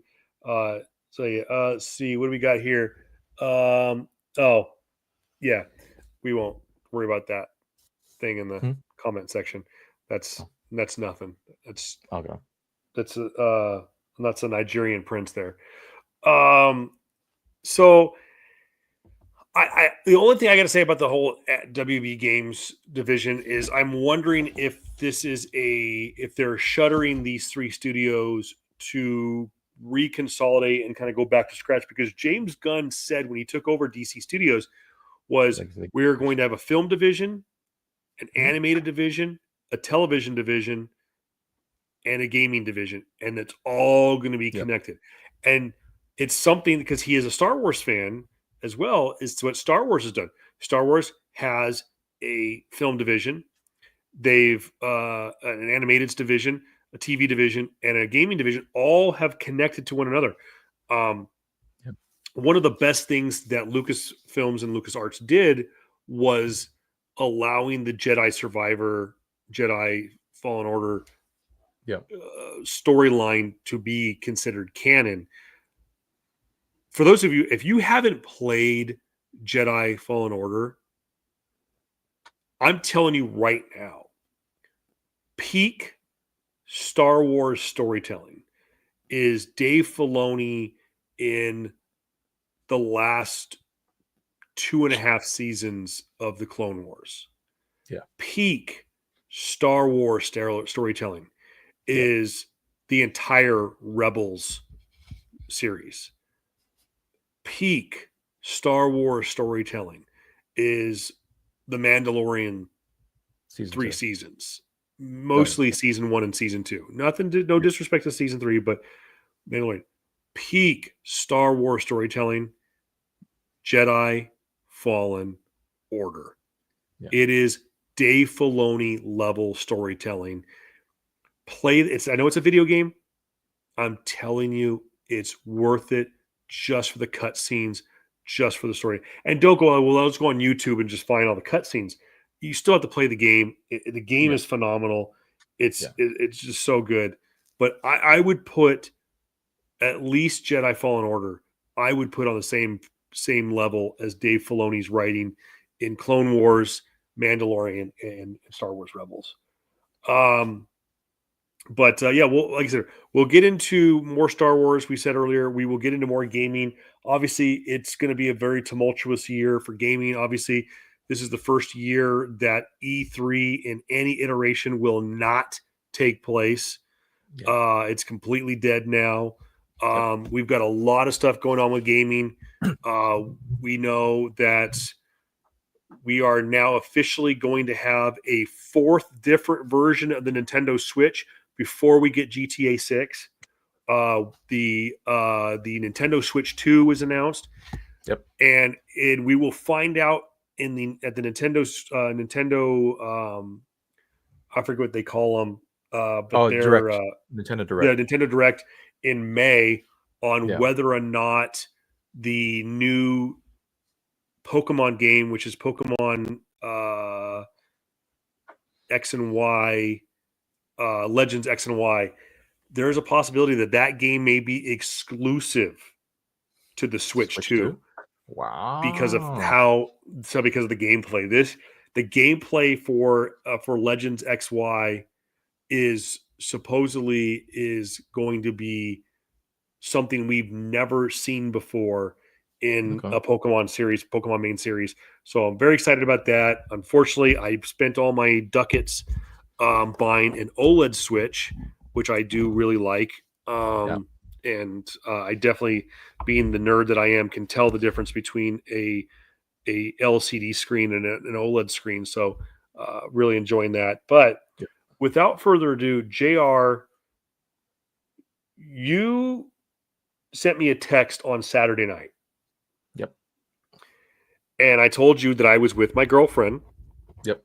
And for those of you who don't, by the way, for those of you who have missed the last 2 years, people are going, well, wait a minute, Kevin, you're married with kids. When you talk about a girlfriend, well, those of you joining us for the first time, in June of 2023, my then wife and I have filed for divorce.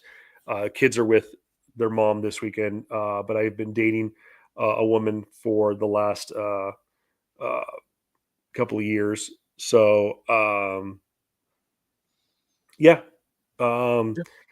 so I get a text message, and I might tell them, say, "Hey, I'm at Disney," and okay, and you kind of go, oh, there's some funny banter going back and forth, and then bro calls me. Yep, it's like, I don't know, 8:30 at night. Bro calls me, bro, dude, you're never. It just, and he JR is losing his mind. And he goes, guess who just returned? And I go, I don't know, Hulk Hogan, like, better. I don't know, freaking Tony Khan showed up on WWE, no better. Vince McMahon showed up, better. What the hell is going on? I don't get it. What's going on? So let's have a look-see here. I think there's no better way to pick this thing up than right here. These people a long time ago.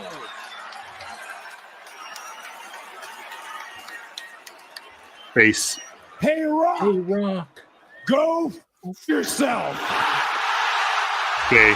Rock has been sitting there going like, I don't want your championship. I don't want you. I want your soul. Yep. So in a very impassionate promo, our good buddy here, Cody Rhodes, says, you want my soul? Go F yourself.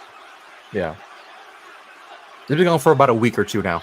So this whole thing. One of the most weird and interesting promos of all time.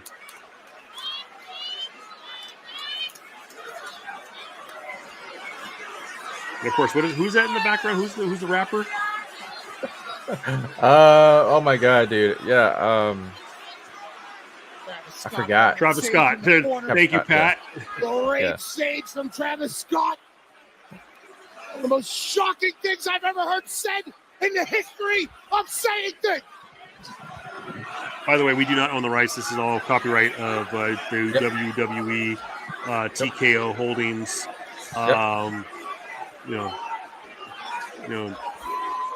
Nick Khan, Holovec. He's like, yo, bro, that was tight. That's tight. This is tight. There's your main event for WrestleMania. John Cena. The most devious look. We have waited 20 plus years. Yeah. So that is what happened. That's how it cuts out. I couldn't find the longer clip because copyright and stuff like that. Basically, what goes down over the course of the next 10 minutes is him getting ass beat. JR, you watched it live and about shit yourself. The doctor of Thugonomics, the franchise, John Cena has turned his back on everything, and he's a bad guy, and he's aligned himself with The Rock. It's crazy because I feel like no other way could he turn heel. There would have been no other better way for him to turn heel. Like, you now pitted yourself with the final boss, right? Who is now seen as the high political role, the Vince McMahon role, quote unquote, right? You the way you got to that spot of facing Cody, right, was that he was he took out Punk during Elimination Chamber after Punk ceremoniously took out no, it was him or it was John. Both John and Punk did their finishers on Seth Rollins.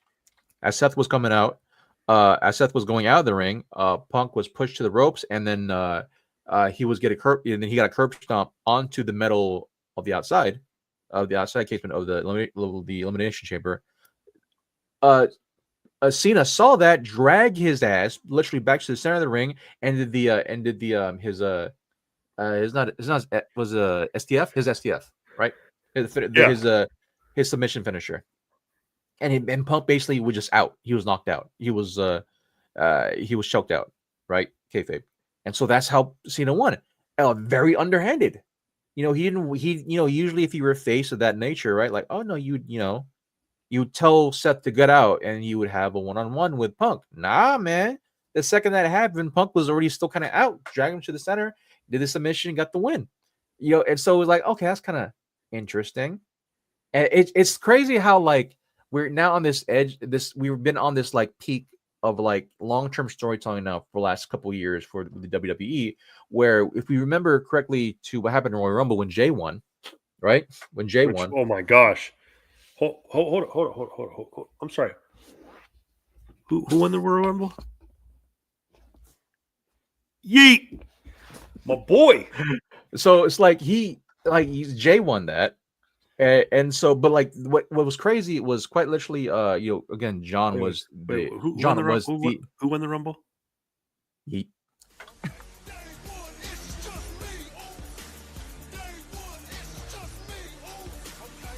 I feel like Pat McAfee, bro.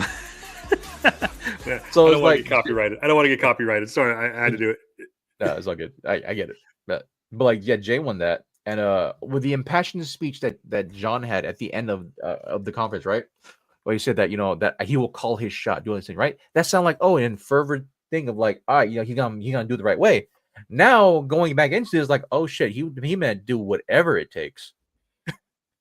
He sold his soul to The Rock. He did whatever it took in order to get his shot. He's gonna win the championship against Cody Rhodes. It has to happen.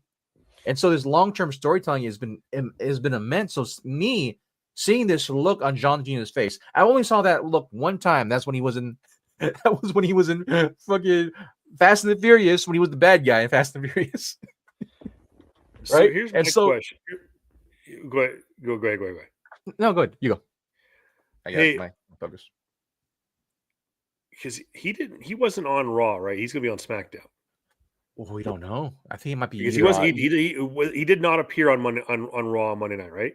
No, he wasn't. He wasn't. He's got to be on. He's gonna be on SmackDown dealing with Cody. Maybe. Who knows? Which means we have not seen heel John Cena, and if there's a new theme song. Yeah. So my question to you, this is important. Yeah. Okay, you can't do the time is up, the time is now, you can't see me. You can't. That's why, by the way, I don't know if anybody noticed, the title of this week's episode is called Our Time Is Now. Little hinty hint there. Does he go back to the Dr. Thugonomics? Because that's the closest he's ever come to a heel.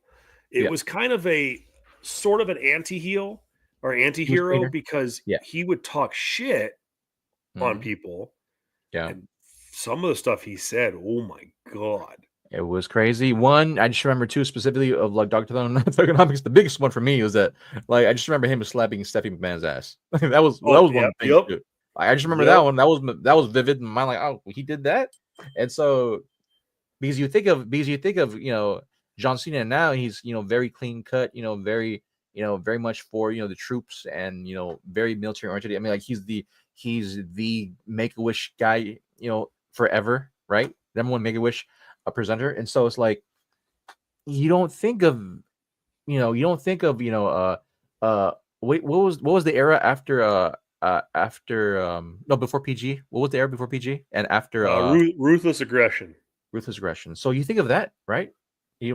Now though, you don't really think of ruthless aggression, John Cena. You think of PG era, for the kids, rise above the hate. You can't see me, John Cena. But now we're getting a different one completely, and it's going to be interesting because like I remember John Cena had a conversation or a interview about there was a time where he was going to go heel, where he had different he was thinking of putting on a singlet, and he was thinking of like the different music types, right? I want to see how they treat this. Definitely. Is he gonna go? Is it gonna be very much the same? The same theme song, but like a remix version, very much like The Rock's is. That would be crazy. Is instead of coming out as a singlet, is he gonna come out in like a freaking? Is he gonna come out in like a professional like attire with a suit? That's kind of what I've been hearing. Is that I've actually heard. I've seen some people go as far as say. Atner, if he doesn't come back to basic thugonomics, we riot. Closest, So rumor I'm hearing, and I'm not gonna lie, this would be sick. Is the rumor I'm hearing is he's cutting his hair, and he's going bald. Really? Going the full Austin. Okay. So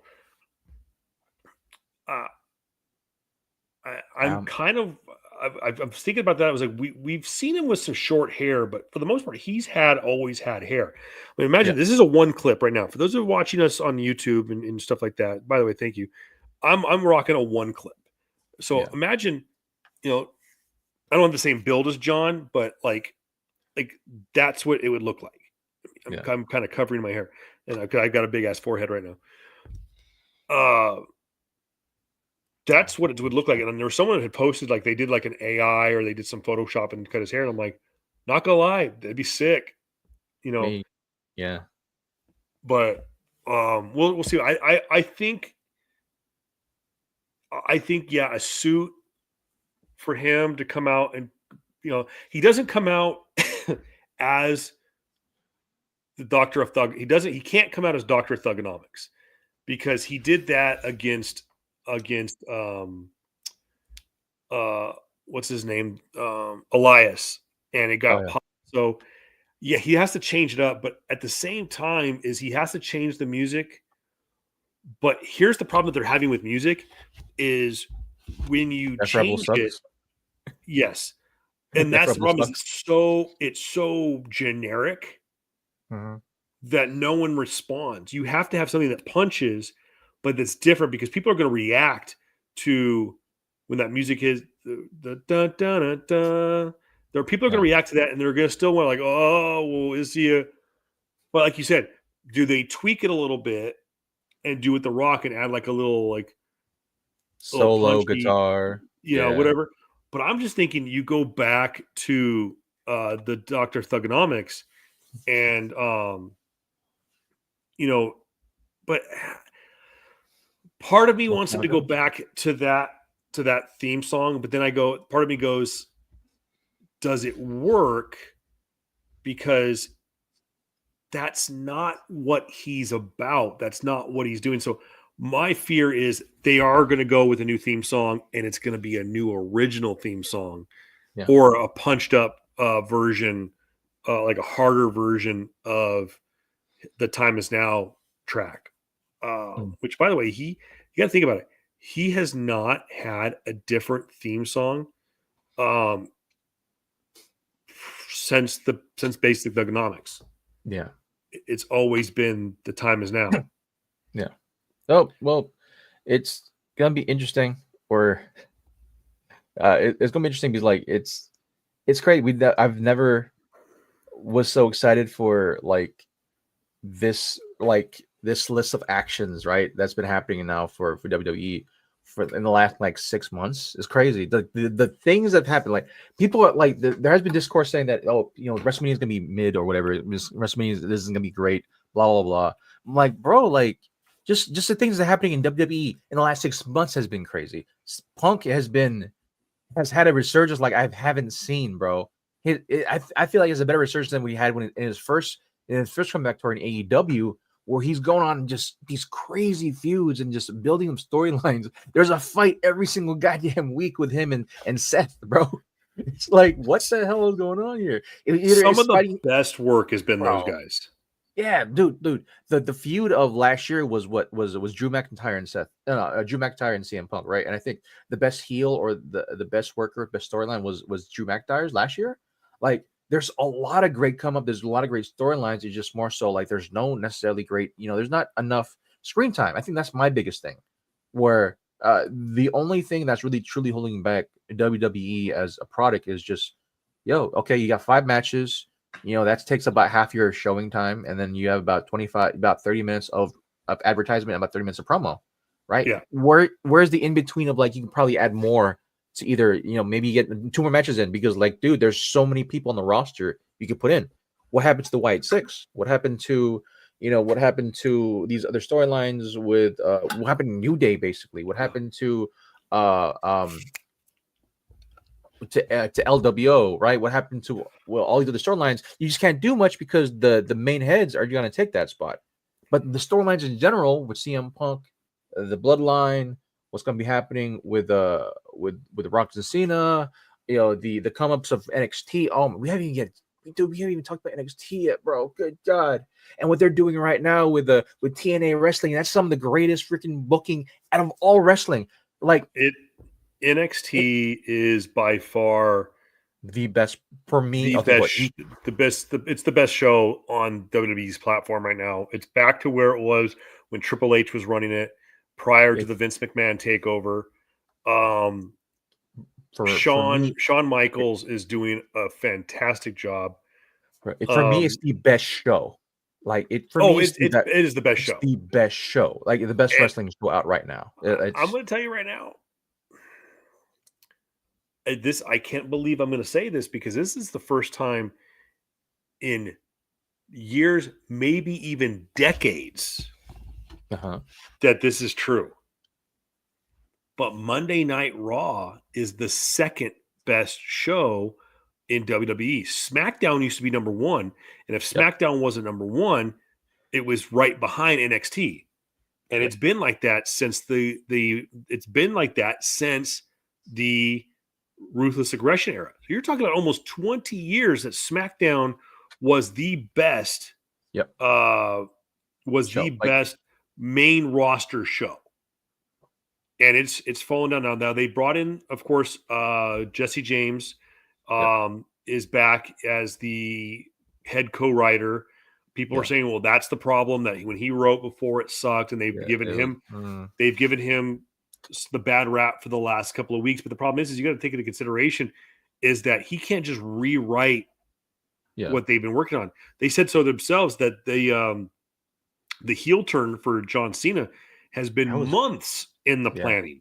So, Jesse Road Dogg can't just change it on a fly. So we'll see what happens. But some great stuff is going on in the Netflix era, bro. It's like the one surprising things that haven't honestly been getting a great spotlight is the resurgence of the tag team division, right? You're talking about one Fraction being the best tag team in the world. That's on NXT. You have a come-ups of you have the come-ups on NXT as well. I forgot their names, but they're bro. It was Fraction versus look at I think it was NXT takeover, right? Fraction versus this one group. These guys are fucking huge. They're fucking amazing. I forgot their names of it right now, but they're come up. You got Morrissey Machine Guns coming through. You got oh my god, dude. You have a New Day. Hopefully they'll get back to take the rust off. You got the Warhogs. No. That's AEW. War Raiders.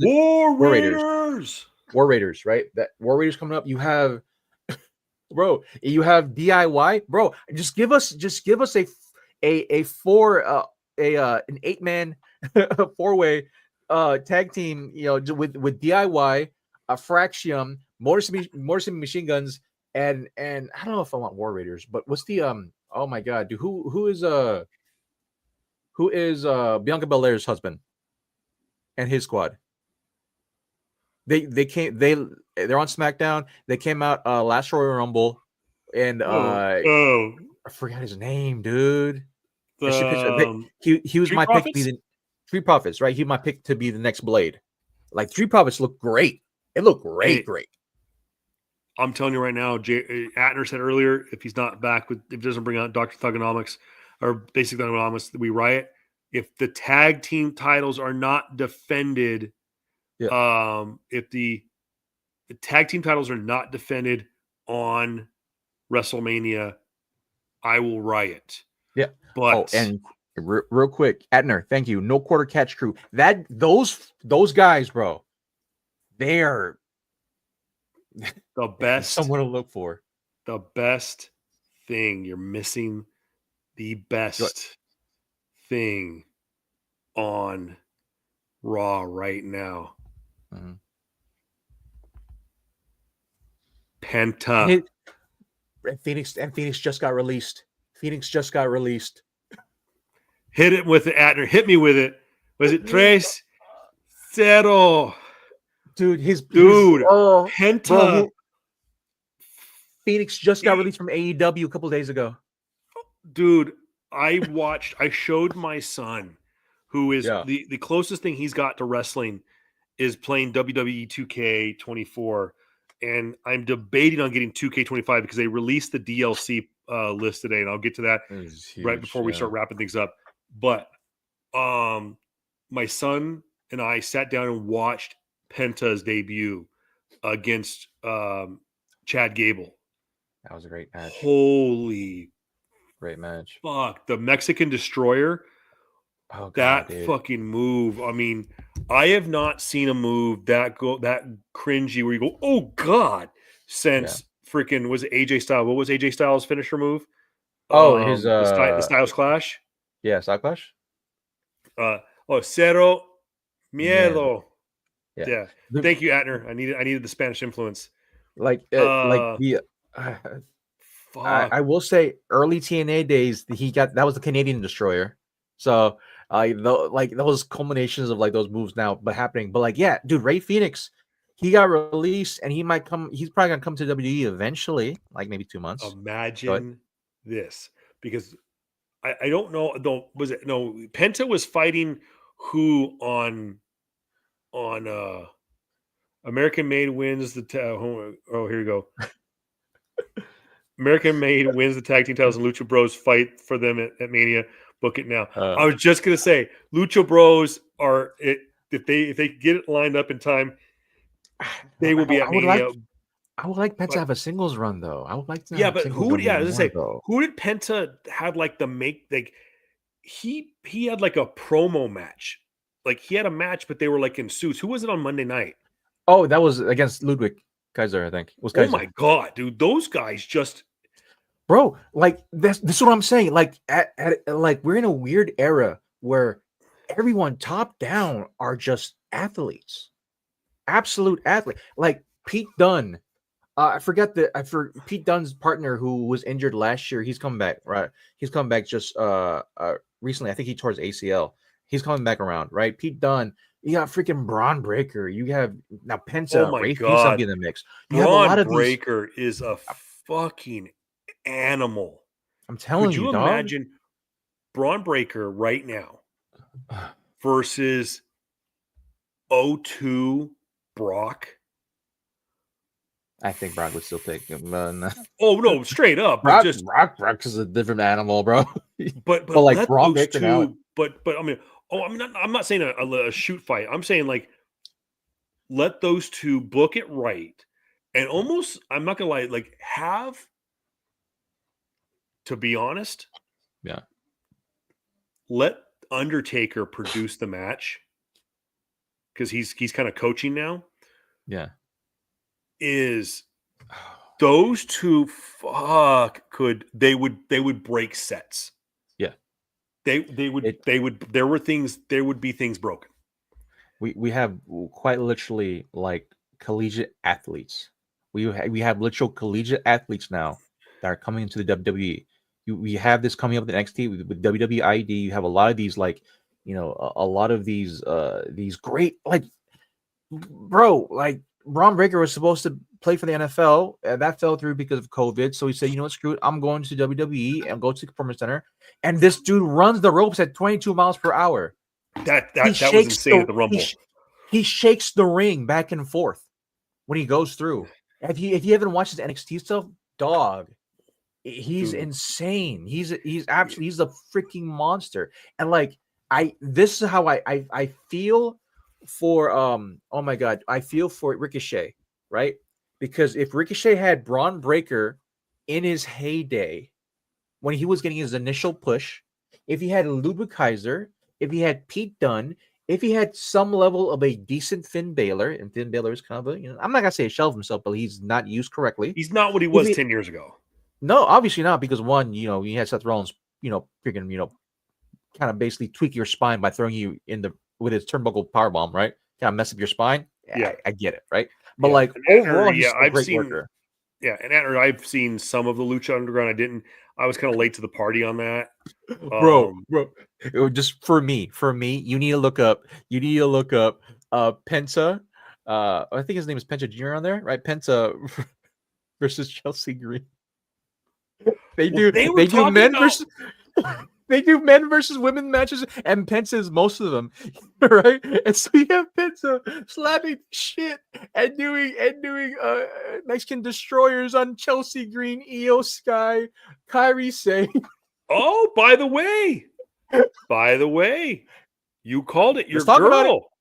Let's talk about your girl beating mommy. Io Sky, the new WWE Women's World Heavyweight Champion, great, the Queen of Monday Night Raw, great, Raw. The one thing that the biggest minus for me for Triple H's booking is that he sadly does not know what the fuck to do with women's division, right? Which is funny because that's what he was amazing at NXT. I still feel like that was more so Sean. I will say, because Sean wasn't there then. Wasn't there then. True, but also you also look like for me here. Just kind of follow that rabbit hole. Look who he had: Mercedes, Becky, Bayley, Charlotte before she was a prick. Let's just call it what it was. She's not even a bitch. She's a prick now. I'm sorry. Yeah. Oh, by the way, hold up. Let me talk to the marks real quick. Okay. Fuck Charlotte Flair. Let her be a heel. She's not a face. let her be a let her be. I don't like to let her be a see you next Tuesday. Let her be. Okay. Just let her, because like just let her be a chicken shit. Let her be your dad. Yeah. And that's what they want to do. Well, she's just going to be your dad. Let her. Okay, wait, well, one second to kind of fall back up to Atton right now. He's calling me out in the comments right now. Baller, uncultured bastard. Okay, you know what? He becomes that when he wins a freaking title, bro. When he gets booked right, Finn Balor. He'll become Balor the second he wins his own solo match, which he has the one in quite a bit. Granted, I will say, it's because of Triple H's horrible booking. He is horrendously booked Judgment Day really badly ever since El Capitan he left, right? Ever since he left, right? So it happens. But Finn needs a match. Finn needs a WrestleMania match. I feel like the mid cards for him right now. I feel like he needs to have some level of like forward momentum going into possibly his last run at whatever title he wants to go at, right? He just he never got the full main roster push because of the injury. I mean, they gave him the first undisputed title. They did. Finn Balor won the first Universal Championship. I'm sorry, the red belt. He won the first red belt, but he held it for 24 hours. Vince lost faith in him. Vince did not like little guys. Yeah, and he just got buried, and he never got the momentum that Hunter had with him in NXT. Here's the thing, too. When he was the Demon, Jesus Christ, was the craziest worker we've ever seen since, right? Yeah. When he was that guy, when it was just him, he was great. I will say, he can definitely right this ship with the amount of guys that are great workers coming in. It's always been the problem with who he has to make his opponents look good, because he was the quote unquote smaller guy. He could flip around, he could jump around, he could make things look great. Now, because you got Penta, now we're gonna get Ray Phoenix. Now we got Pete Dunne and all these guys coming up. They can make him look great. They can make him look good, right? Rather than him making everyone else look good, right? But again, that's the whole different thing. Going back onto yes, Charlotte Flair should have came back a heel, or maybe just a very petty bitch that's a kind of a face. That's fine too. No, just let her be a heel. Let her be, because she's so good at. She's not good at being a face, and this is the problem too. This is the problem that I have with the championships, and I know why they do it. They do it to sell merchandise. Yeah. Okay. There should only be one. See what I say. They need a feud between him and Dom, then a feud between him and Jay for the world title. So Dom, he's saying Dom versus Finn Balor. Fuck you, JR. Now you got me saying Finn Balor, and then a feud. There should only be one world champion. And I hope that Hunter does this because of the way he sees things. Okay, and I understand that they want to do a brand split and they want to treat SmackDown and Raw as two different, as almost as if it was two different territories. Yeah. But it's not. So you have one world champion, okay, that goes back and forth, that can go to any show he wants. I'll give you an NXT champion, okay? I'll give you that. Because the NXT is still the minor leagues. So, to bring it into, make the sports analogy, you have the Stanley Cup champions that rules the NHL, and that is the precipice of professional hockey in the United States. And then you have the Calder Cup, which is the AHL. That's the NXT. So I'll give you the NXT champion. I'll give you the NXT women's champion. I'll give you the NXT tag team, the NXT women's tag team, the NXT women's North American, whatever. I'll give you that. Okay. I've always said this. One champion, the WWE Heavyweight Championship. And it can be the big gold belt. It could be I've kind of waned on the Cody Rhodes, the big logo belt, which is the WWE Championship. So make it have a universal, have a unification match, like a Cody versus Gunther, and then you have a the WWE Heavyweight Champion, and have it be the big gold belt. I'm fine with that.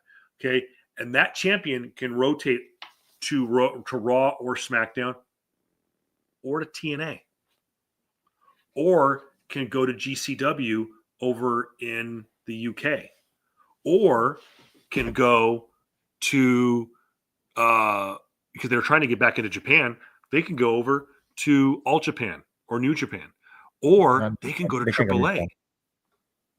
Okay. I will. They can be a traveling champion, and then there's the same thing for the women's champion. Let Charlotte, who is an attraction, not going to deny that. Let Charlotte put the belt on Charlotte, and let her go be a traveling champion like her dad, and be a smarmy chicken shit heel. That was the point I was trying to get to. Is we now live in the day and age that with the Paul Levesque era, that the lines have been blurred, and I'm going to go out on a line here. Okay, it's going to happen. Mark my words. One of two things are going to happen. TKO is going to buy AEW because what's his name? The dad, not Tony, but the dad. Yeah. Anyways, Mr. Khan, the guy who owns the Jaguars, is going to hey kid, Tony, start making a profit, or I'm going to stop sinking money into this bullshit thing, or I'm calling Paul and we're doing a crossover. Mark my words, in the next couple of years, WWE talent will appear on Dynamite. Okay? It's going to happen because Tony Khan will lose. They're a sinking ship, and we will, and you know what? And Triple H will go keep it. Let's work together and make a better product. Look at TNA. TNA was dead. They were dead in the water. They were holding on to dear life, and they just give a little taste of a crossover.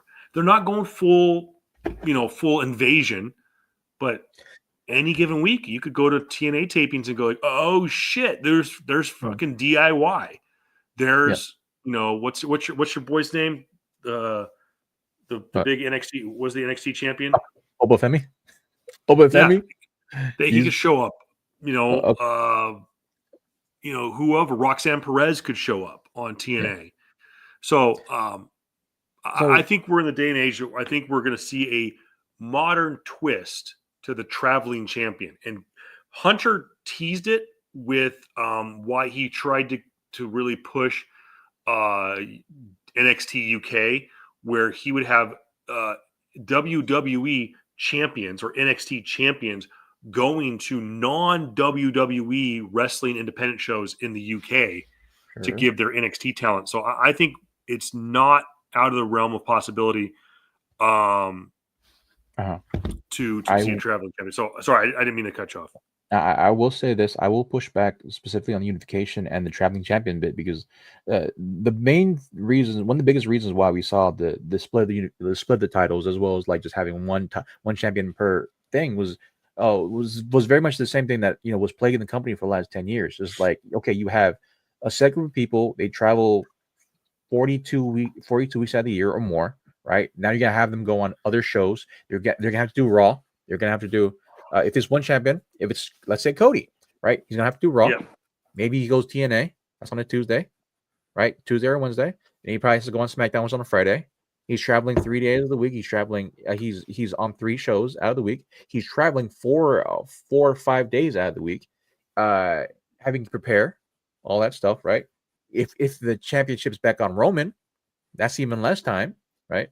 And so the biggest thing too is that the biggest judgment I would see is that we wouldn't have any of these storylines, right? Because everything leads up to these separate championships. If it's only just the one championship, we can only legitimately say, okay, then it's either going to be CM Punk or Drew McIntyre. That's it. But here's where I go is, because I came up in the day and age on. I remember when the first Monday Night Raw I ever watched, and I didn't know enough about wrestling, but I knew that the champion showing up on TV was a big deal. And I can remember the very first Monday Night Raw I ever watched. Stone Cold Steve Austin was the champion, and he showed up on TV. I was like, holy shit, something's going to happen because the champion's on TV. So I grew up in a generation that the champion wasn't always on TV. So the fact that Cody, you're saying like, oh, Cody Rhodes he's got to show up on Monday night, and he's got to show up on Thursday night, and he's got to show up on Wednesday night at NXT, and maybe he has to show up at TNA on Tuesdays, and maybe he has to show up possibly if they do a thing. He could show up wherever for Dynamite. He's traveling 5 days out of the 7 weeks, out of 7 days a week. I'm not saying that he travels every day, but it's a possibility. You sprinkle you just kind of sprinkle it out there, and you do it every once in a while. Like I said, with Roman, Roman would be perfect because Roman doesn't work every day, and you all of a sudden your champion shows up. Oh shit, dude! He just showed up in Japan. Holy crap! He's going to go wrestle Okada. So there's my inherent problem there. You have a part-time champion. What else is your roster going to look forward to? So that's the thing. Now it opens it up, and you now Thursday night. Opens up to what though?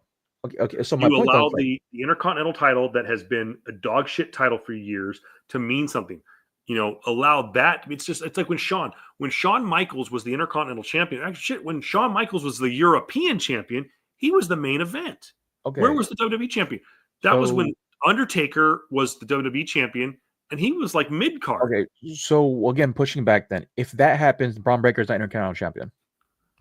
Because if it's one champion, it's most likely gonna be the top other ones. CM Punk's gonna be champion. Drew McIntyre's gonna be champion. Seth Rollins gonna be champion. It's gonna be gatekept then, because let those two just wrestle each other and not have to have a title. Titles you put on people that need it. Again, but like that was the whole spiel of what WWE's been doing now. Everything is pushed towards this ideal of greatness where it's behind a title. There isn't just any regular matches anymore unless you're like, a new wrestler coming in like Penta, where he's having these amazing great matches, right? But I'm hoping Penta doesn't come out being like, oh my god, dude, what's his name? What's Charlotte's ex-husband's name again?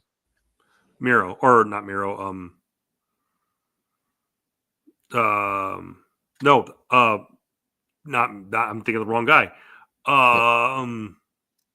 Yeah, I know who you're talking about. I can't think of his name now. Which doesn't help. Penta become him exactly. Will Penta become him in a year? He'll have all these awesome and great matches, but like it won't necessarily develop into anything because that guy hasn't wrestled for anything.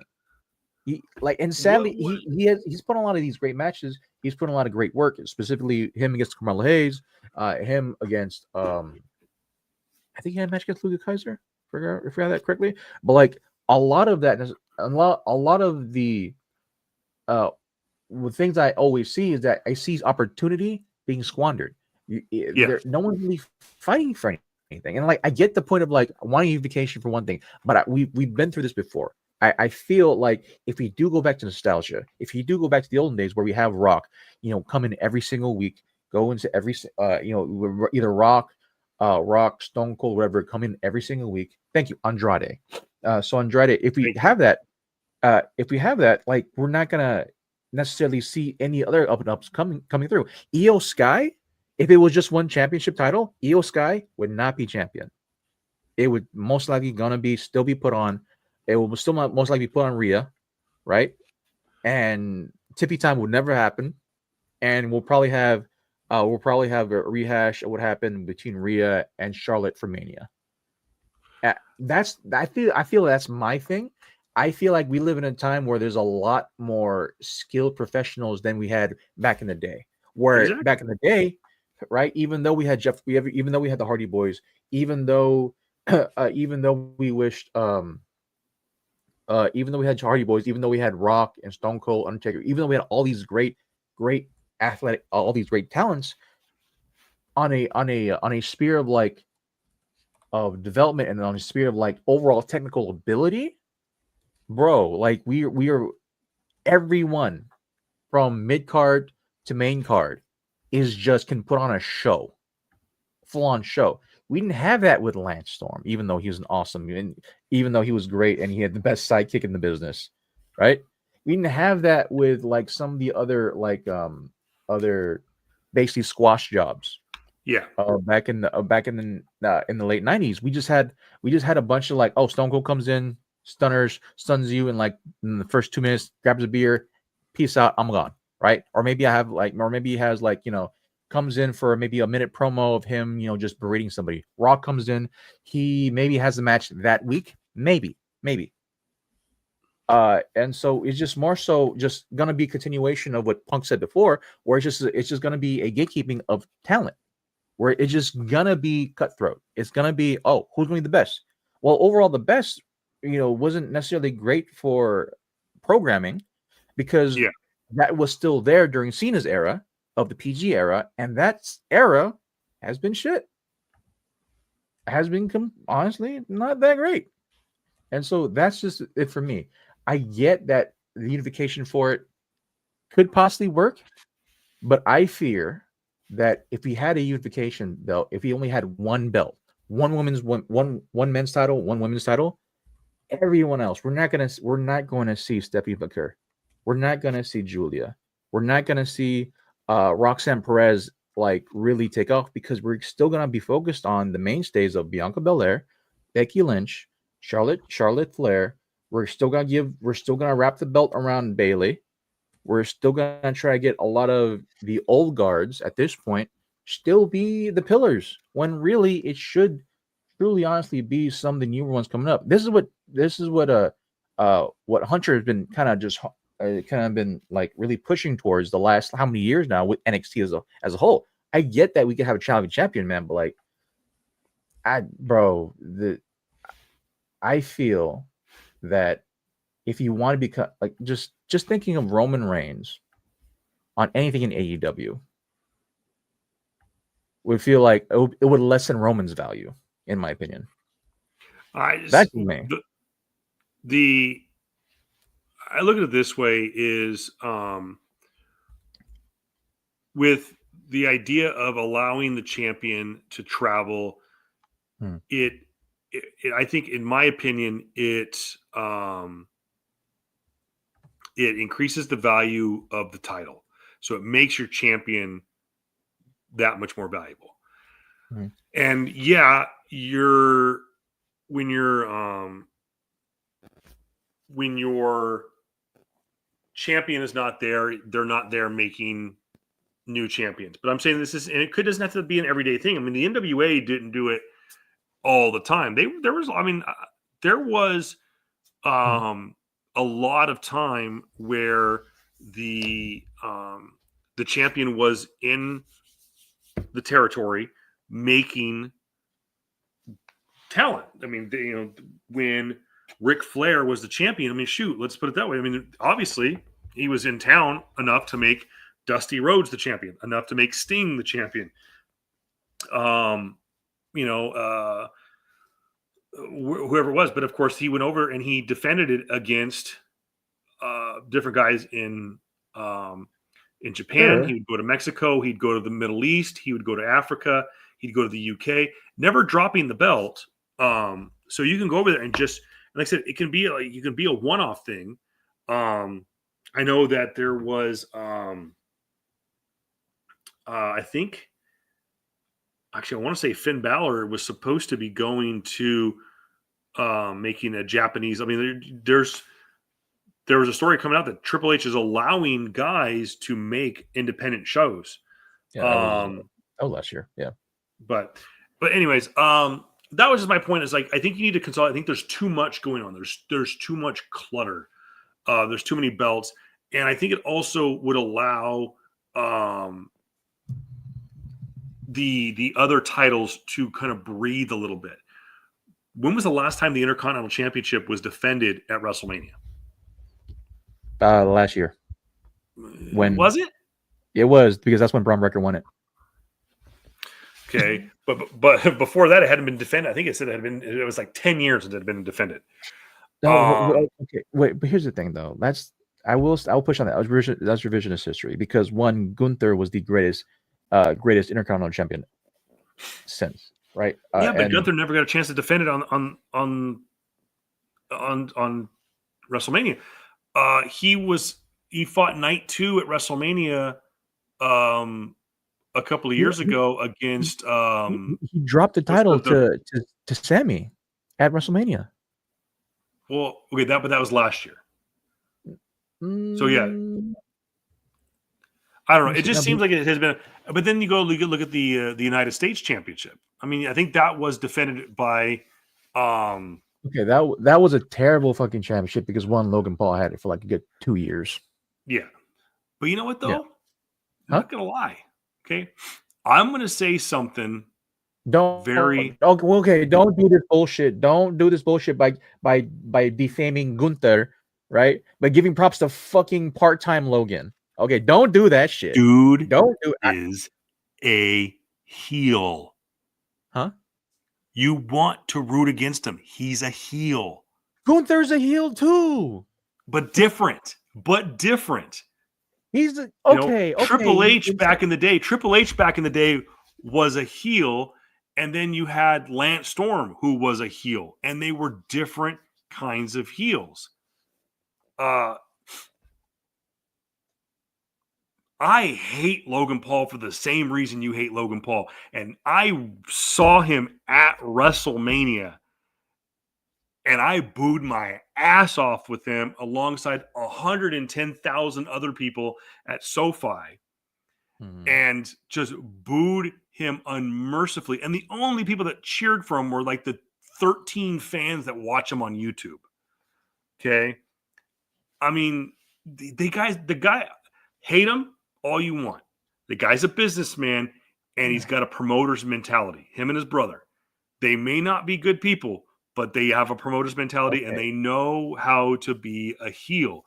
And that's why it's like, put the belt on him, because here's the thing, and this is going to this is me having listened to what's his name, Brother Love. Oh my gosh. Bruce Pritchard for so long. Okay. The person doesn't make the championship makes the person. Okay. So, that's what a championship is for. Like in the case of a intercontinental title, a U.S. title, a tag team title, a cruiserweight title, a European championship, those make people. So they get up here. And then if they need it, they put the big belt on them and let them run wild, like John Cena did. Okay, there's a reason why. How many times has Undertaker been the WWE champion? Okay, that's beside the point. No, you didn't need it.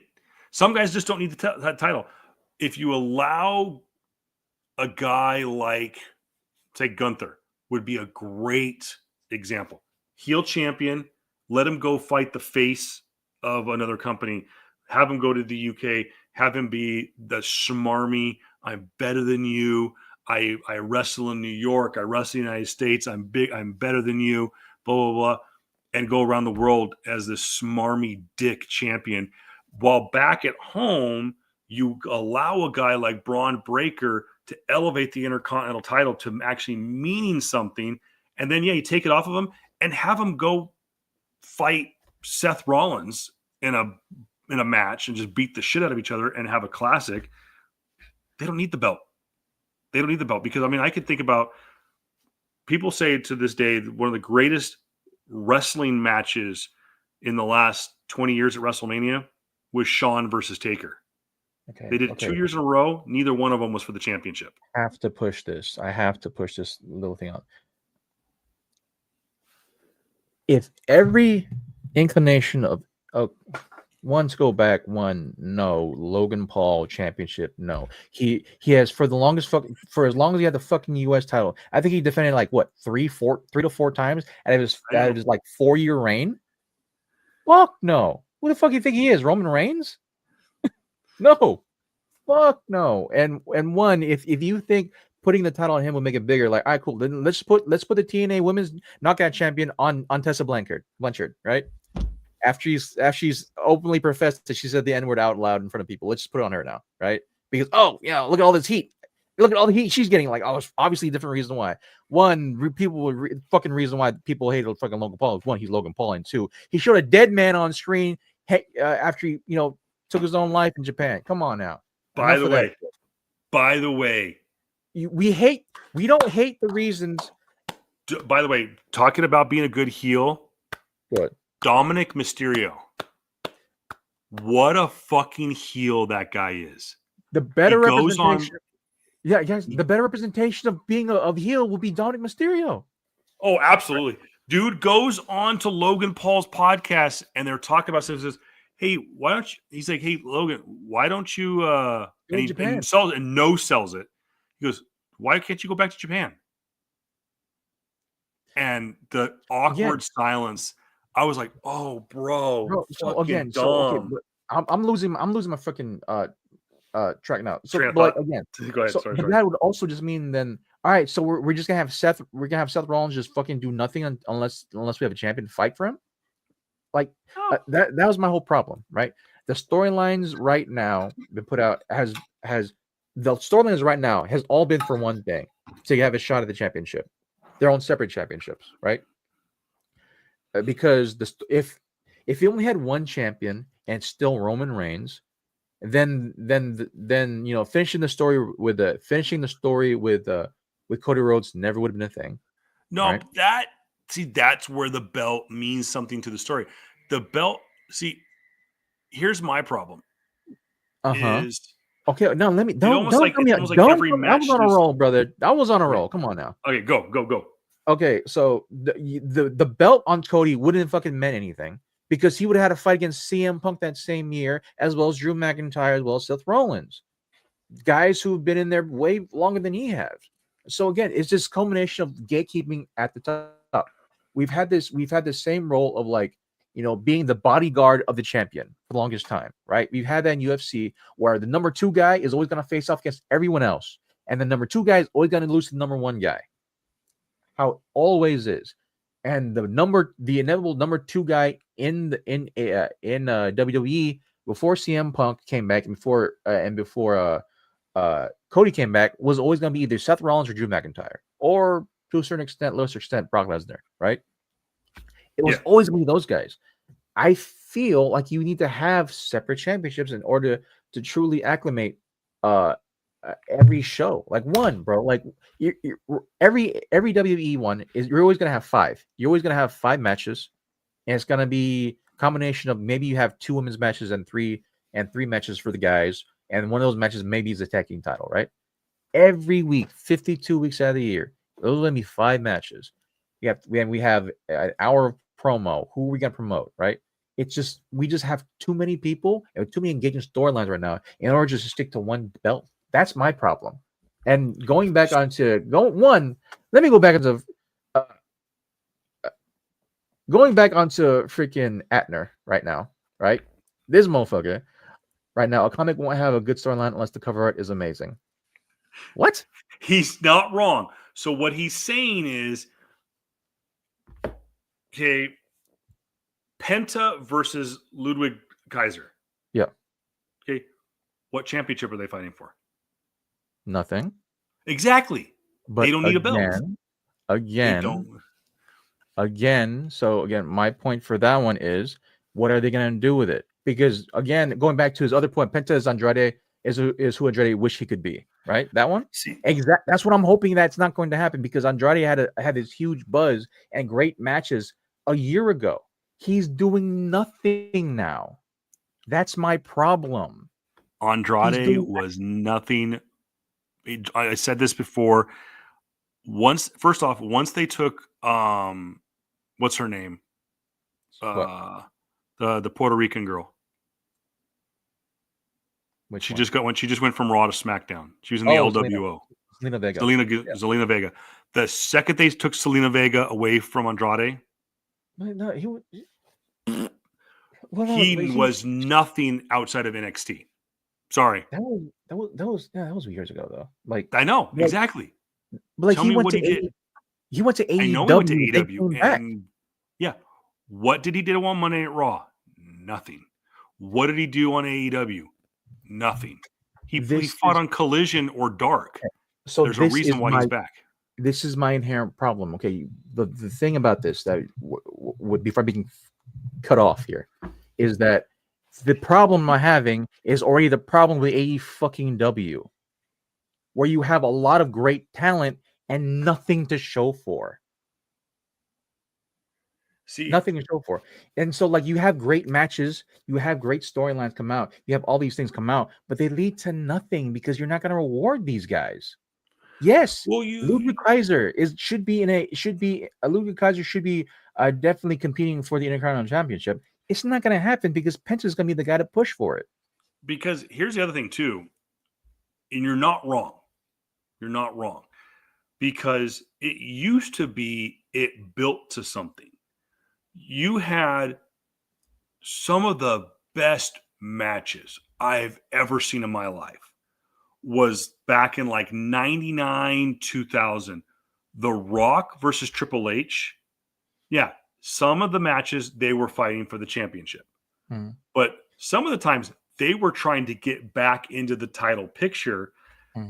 Rock and Hunter for a year beat the living shit out of each other in all kinds of different. They have a match. Then they're gonna have a tag team match, and then they'll have a ladder match, or they'll have a no disqualification match. No, they just have another again. So the thing that I've been talking about is that the reason why you need to have multiple champions is because you have a storyline of things that happened before that. But now, if you want to cut off championships, right, you have storylines that kind of lead nowhere, but other than just great matches, and that's fine and everything. But if that's the case, then like, why is the buildup leading up to absolutely nothing then? Like, well, that's the thing is the greatest fucking storyline that has happened in the last year had to do with a fucking bracelet, and it belonged to CM Punk. But the reason why that mattered more, but the reason why that mattered the most is because Drew McIntyre wanted to stop CM Punk from getting Cody's title. The idea still is very much the title. It's the title because it's the thing that everybody wants. What was the storyline today where why did CM Punk again wanted to win for the title? But the reason why he's had every level of confrontations because everybody wants to stop him from winning the title. And so the storylines comes from having multiple titles. If you just have one title, guess what? The CM Punk storyline probably won't be there. We're probably gonna be more focused on maybe Cody finishing his story, right? We're gonna look at all that stuff. A lot of the other stories are gonna be cut off that are great right now. Well, here's the other thing too is you've now got 6 hours of television a week for wrestling content. 3 hours on Friday night for SmackDown, 1 hour for NXT on Wednesdays, and Monday Night Raw is 2 hours. And by the way, 2 hours virtually commercial free. So you're getting 2 fucking hours of prime, and you are broadcast around the world live. Yeah. So here. This is what I would do, and we'll kind of come full circle. And then we're gonna do a wrestling show just to do a wrestling show. We're gonna do a show just to do wrestling. If it were up to me, like right now, I would make. I would find a way through storyline to make Gunther the face of the company.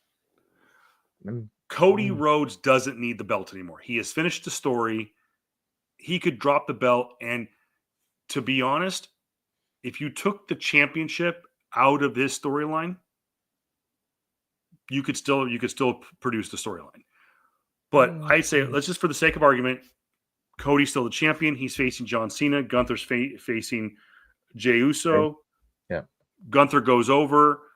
They have, I say, to be honest, have a ladder match or some kind of, or actually to be honest, and this is where they went wrong with the gimmick pay-per-views, is events like the Hell in the Cell don't mean anything anymore because you can't even have a cage match on Monday Night Raw and it go like, oh, big deal, it's a cage match because you made Hell in the Cell for the last 20 years a pay-per-view where it's like, oh, we're guaranteed to get Hell in the Cell in October. It's got to be a payoff and it's got to be rare. It's got to be an event. There's a reason why Andre the Giant didn't wrestle on every weekend. He was an attraction. Just real quick. Sorry, cut you off. Just real quick. It's funny how you say Hell in a Cell needs to be a rare occasion, and we're having one literally next Monday against freaking Seth and CM Punk in New York. But go ahead. But see, I didn't know that. Mm-hmm. Great. Doesn't have to be a pay-per-view. It should be, and it should be a build-up. But guess who is it? Seth and CM Punk. And what two guys have been beating the fuck out of each other for the last 12 months? Seth and CM Punk. It's a payoff. You don't need to have a title for it to be a payoff. You have a match. They're like, we want to beat the fuck out of each other. Boom, it's payoff. So going back to it, you make one champion that can go between Raw and SmackDown. I would make that there would be three things that I would make.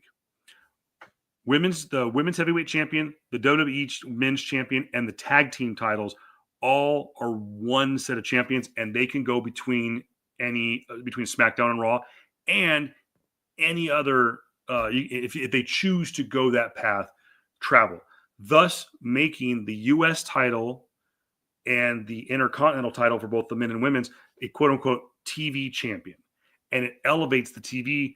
And so back in the day on Raw, the only time you saw Triple H was he'd come out, cut his 20-minute promo with the belt over his shoulder. He didn't even wrestle that night, but he'd be, maybe he'd be ringside at the announcer's booth watching Stone Cold and The Rock beat the shit out of each other or whatever, or hell, and talk about a champion making a guy. Hunter wrestled RVD champion versus champion on a random SmackDown in July back in like 01, 02. So that proves that the title can make a person. That's where we would use it. It was a rarity though. I mean, Hunter didn't wrestle every week. He was on the road every week, but he didn't have to wrestle. So I would make those three champions. And this is going to be a very, very controversial decision. SmackDown goes to 2 hours. 3-hour shows, it's been proven. 3-hour shows are a disaster. Monday Night Nitro was a disaster for 3 hours. When Raw went to 3 hours, it was a disaster. SmackDown has been a disaster for 3 hours. Go back to 2 hours and make the wrestlers step their game up. That's not a controversial. No, that's not. Here's the other controversial statement. Go ahead. PLEs stay on one night. Make it worth it. Make it worth it. Why is WrestleMania that big of a deal? Why should I? Okay, if we were still paying for pay-per-view, why make me want to pay $60 to watch WrestleMania as opposed to paying $30 for Elimination Chamber? Why do I want to pay for WrestleMania for $60? I think everyone's going to wrestle. I can just watch this on Monday Night Raw. Okay, so the WrestleMania one, right? I think WrestleMania isn't WrestleMania the only one with 2 nights? No. Starting this year, SummerSlam will be 2 nights, and next year, when the Royal Rumble goes to the Middle East, Royal Rumble will be 2 nights. 2 nights? Okay. So I believe starting in 2026, the Big Four, which is now they haven't said anything about Survivor Series yet, but I know for a fact in 2026 the Royal Rumble, WrestleMania, and SummerSlam will all be 2-night events, and I it's only a matter of time that they make Survivor Series 2 nights and do a war game on each night. Again, I will just speak about exposure. All right. That's the biggest thing. If we didn't get 2 nights, would Cody be champion? Yeah. Nope. Would not happen. We would not have Cody as champion if it was 2 nights. No, it would never be the same stupid bookend tag team between Cody and Seth versus Rock and Roman, and they would just leave. They fucked that up tremendously. They royally fucked up that storyline, and they got lucky and had 2 nights to fix it. Yeah. Now, I will say, are we ever going to be that lucky again? No. I will say the only, and I will stand on this soapbox. The only thing to benefit from a 2-night WrestleMania, and yes, because I was there, so biased opinion, was the fact that the tag team titles were in the main event of night one of WrestleMania. And that was when Sami Zayn and Kevin Owens fought the Usos. Yeah. Now, you could have had that as a semi-main and got rid of a lot of the filler that was on both night one and night two. Mm. You could have made it be a semi-main event. And could you imagine if that went on right before Roman versus Cody? If say you condense it down, you got rid of a bunch of the junk, you got rid of, and I'll even say it, even though he had the title, you get rid of, you don't put Logan Paul on WrestleMania. You get rid of that dog shit women's tag team match that was on night one that was god awful. Mm. You can't get rid of the Ray versus Dom match because that match was gold. But could you imagine being Sami Zayn and Kevin Owens walking through the curtain in the semi-main and walk up to Roman and Cody and say, "Follow that motherfucker"? So again, that makes the product better. Again, 5 matches, only 5 matches. 5 to do a condensed storyline of the same motherfuckers you've probably been watching now for the other 5 matches per WWE per SmackDown, and it's going to just, bro. I will say that extending and giving more exposure out to people to grasp more than another day for another 5 matches to finish up whatever loose ends and storylines. We have this thing where, like, how do I put this? That we can't love multiple storylines and then hate them at the same time. We do the same thing with MCU, where like we want more storylines to kind of map up everything, right? That's another fucking rabbit hole to chase down. Yeah. Maybe we can get to that some other day. But going on to your other points, well, first thing, Atner, motherfucker. I got some clubs here and there, whatever, bro. I'm obviously not looking at my computer right now. Okay, it's a steel cage match. Sorry, it's not a Hell in a Cell match. It's a steel cage match. Sorry, motherfucker. I love you though. You're lucky I do. All right. Oh, he is killing both of us right now. Oh my god! And you know what? Baylor. Punk ass. Anyways, no, but yeah, going back to your SmackDown one, yeah, it should be. I think the cutoff should be 2:30 at least, right? No, not at least, but like the cutoff should be 2:30. If you have 3 hours, give me more than 5 fucking matches. Yeah. Period. Because like the biggest thing that I got from AEW, what AEW does is at least you get a little bit more matches than them. Like 6 matches, maybe 7 at most. Granted, like probably the 6th and 7th match are squash matches, but at least you get more people on the card. I get to see more matches rather than have to fucking go through 30 to 40 minutes of fucking commercials and bad promos. That's the thing for formula, me. Like, yeah, the formula 2 hours to 2:30 is fine. Yeah, I'll give you 2.5. And you know what? Even if they can get, which I know is inevitable, that SmackDown's going to go to Netflix.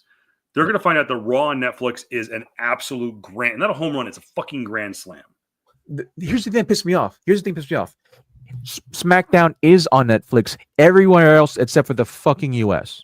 Because they signed an emergency deal with USA was so scared that they lost Raw. They had to grab them, and they made them a deal they couldn't refuse. Here's what's going to happen. When the deal with USA is over, SmackDown is going to Netflix. Yeah. Peacock is going all in. They want desperately to save the WWE network on Peacock and save the PLEs. I'm sorry, it's gonna end up on Netflix. Yeah. Peacock doesn't have enough money. I'm a stockholder in Netflix, so I'll admit that. Netflix is going to end up having Raw and SmackDown. They probably won't get NXT, and I think that's a good thing. I think if you keep NXT on like the CW and you keep it kind of low key, it keeps NXT where it belongs. It doesn't make it mainstream. It doesn't make it main event. Dude, NXT has been doing great for CW. Their numbers are fucking crazy. Oh, fucking phenomenal. 2.5 hours on Netflix gives you This is the formula that works.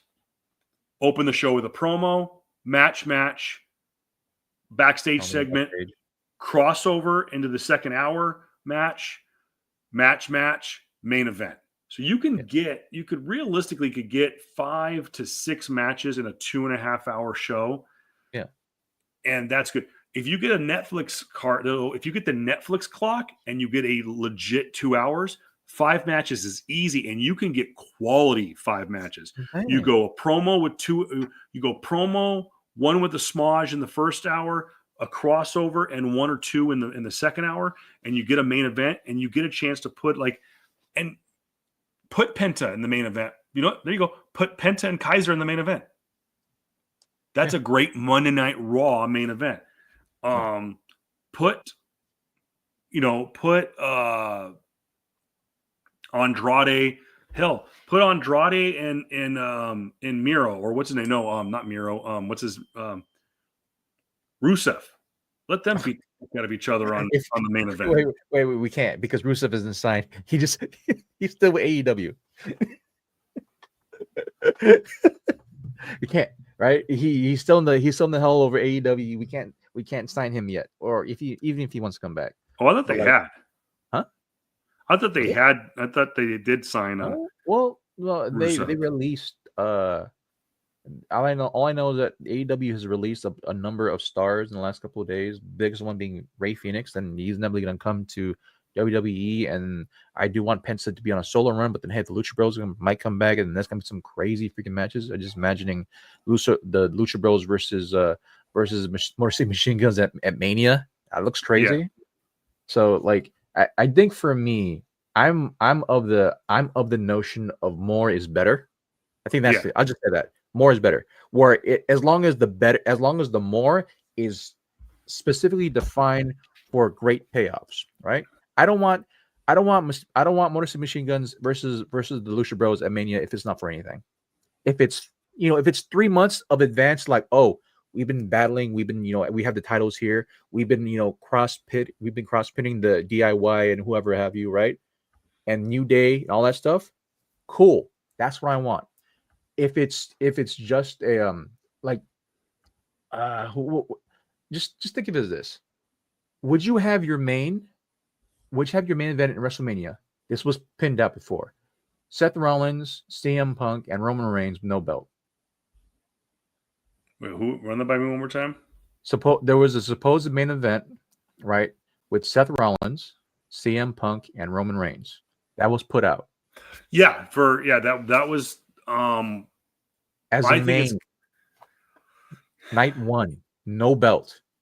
That doesn't make sense. Yeah, it did. For no belt? Actually, do you know what makes sense right now? What? Seth Rollins versus Roman. No belt. Seth Rollins versus Roman, but not for the main? No, not main. That's the thing. Is you don't. So, the main event. Yeah, that's what I'm just saying. The main event was going to be proclaimed for night 1. Seth Rollins versus CM Punk and Roman Reigns. Night 1 main. No belt, nothing. Just ego. Yeah. And that just feels like a bad. That feels like fucking Stone Cold versus KO. Which was a great match. Great match, but led to nothing. Yeah. We could talk. I think we should put a pin on this because we could go round and round. She goes, but I'm going to end the discussion for those who talk about defend the 2-night thing.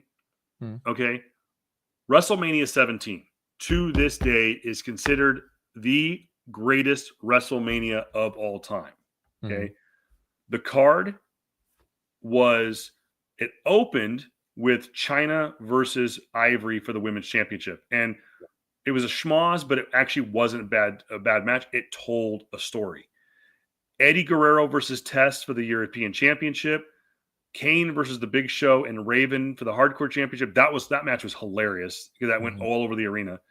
Jericho versus Regal was an amazing match. Shane versus Vince. Holy crap. They beat the fuck out of each other. Then we had the TLC match, Hardy's, Dudley's, Edge, and Christian, with Spike, Rhino, and Lita involved.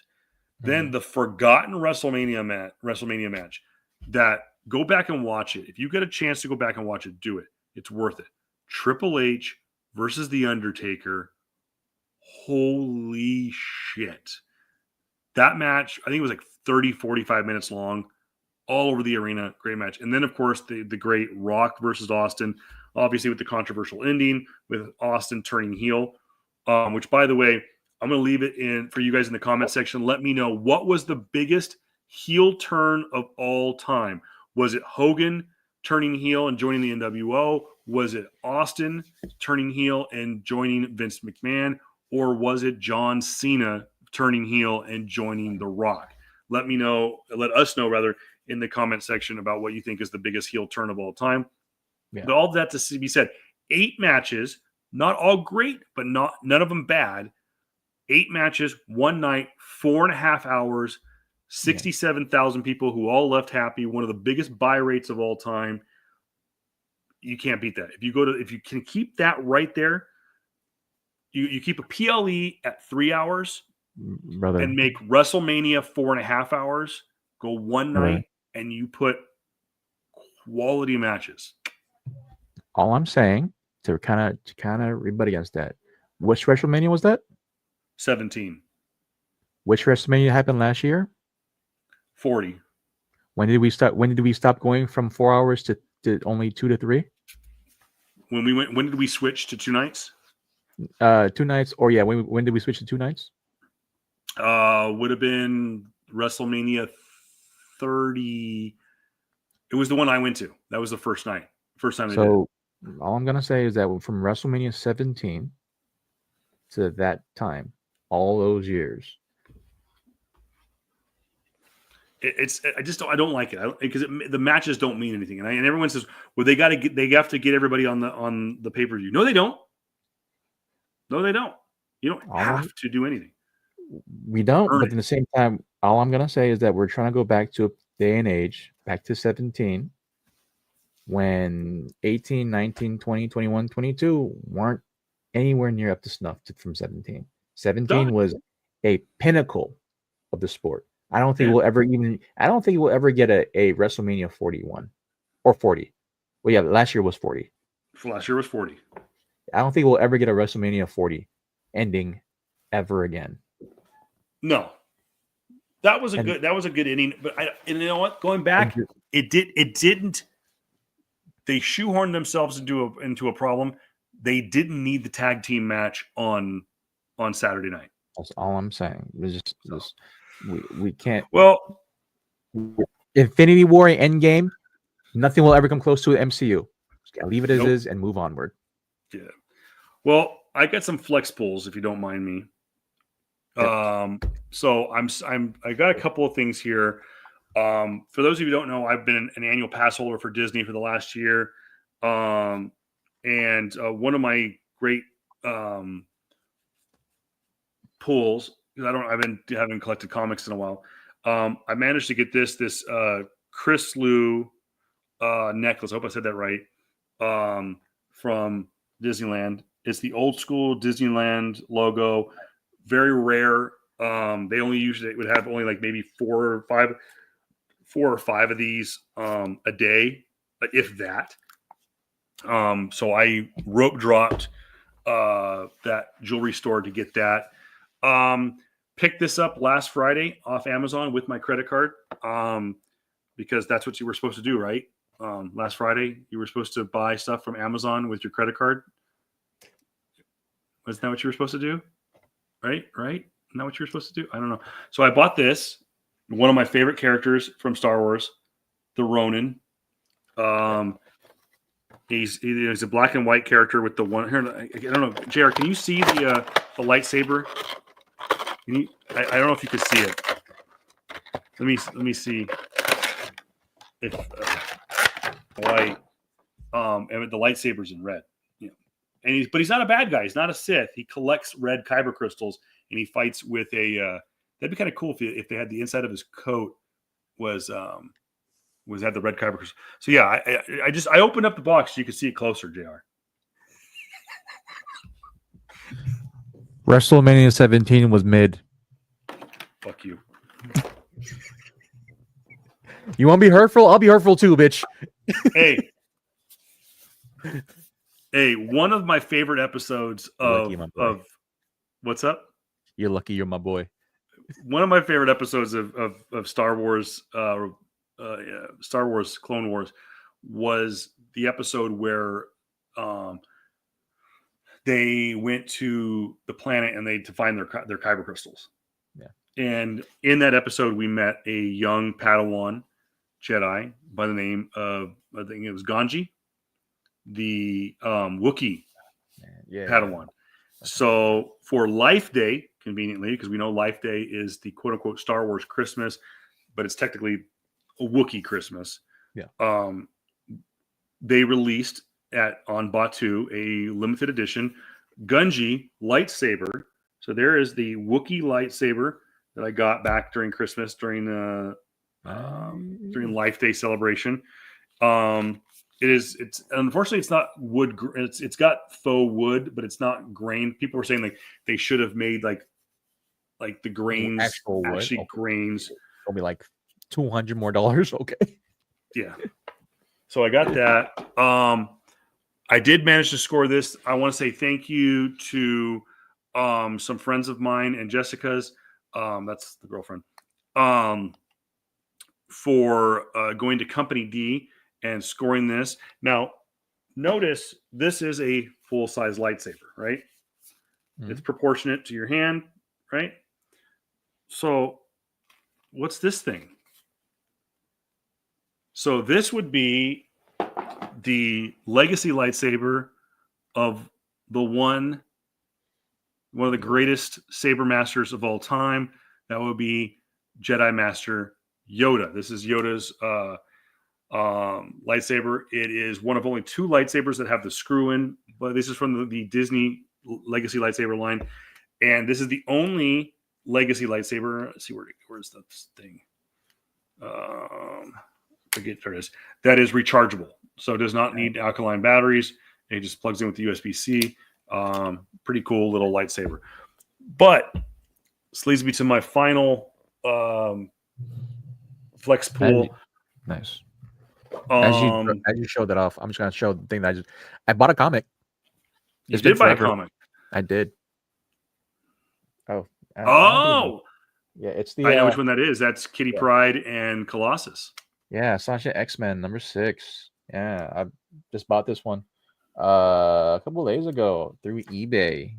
Because like, oh shoot, I was just looking up, checking through prices, seeing how everything is. Everything on comics right now for collecting has gone down because, well, all that money is gone now. But granted, like, I just want to check out some stuff, and then I just saw this on like, oh, I'm just give a shot at it, and I bought it for a decent price. Yeah.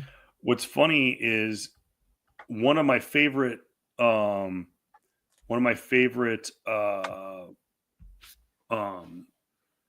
comic book collecting moments was you and I showing up to Comics Asylum on Black Friday.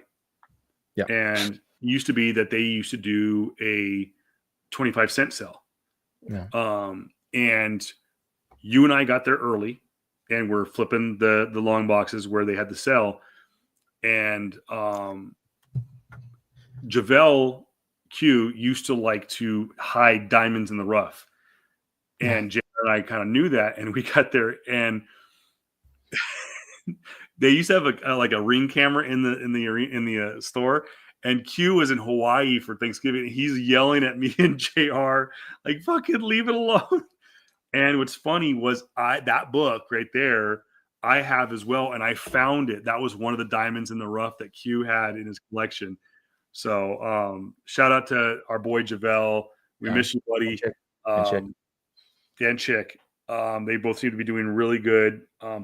But my last flex pool is I tell 2 stories. Number one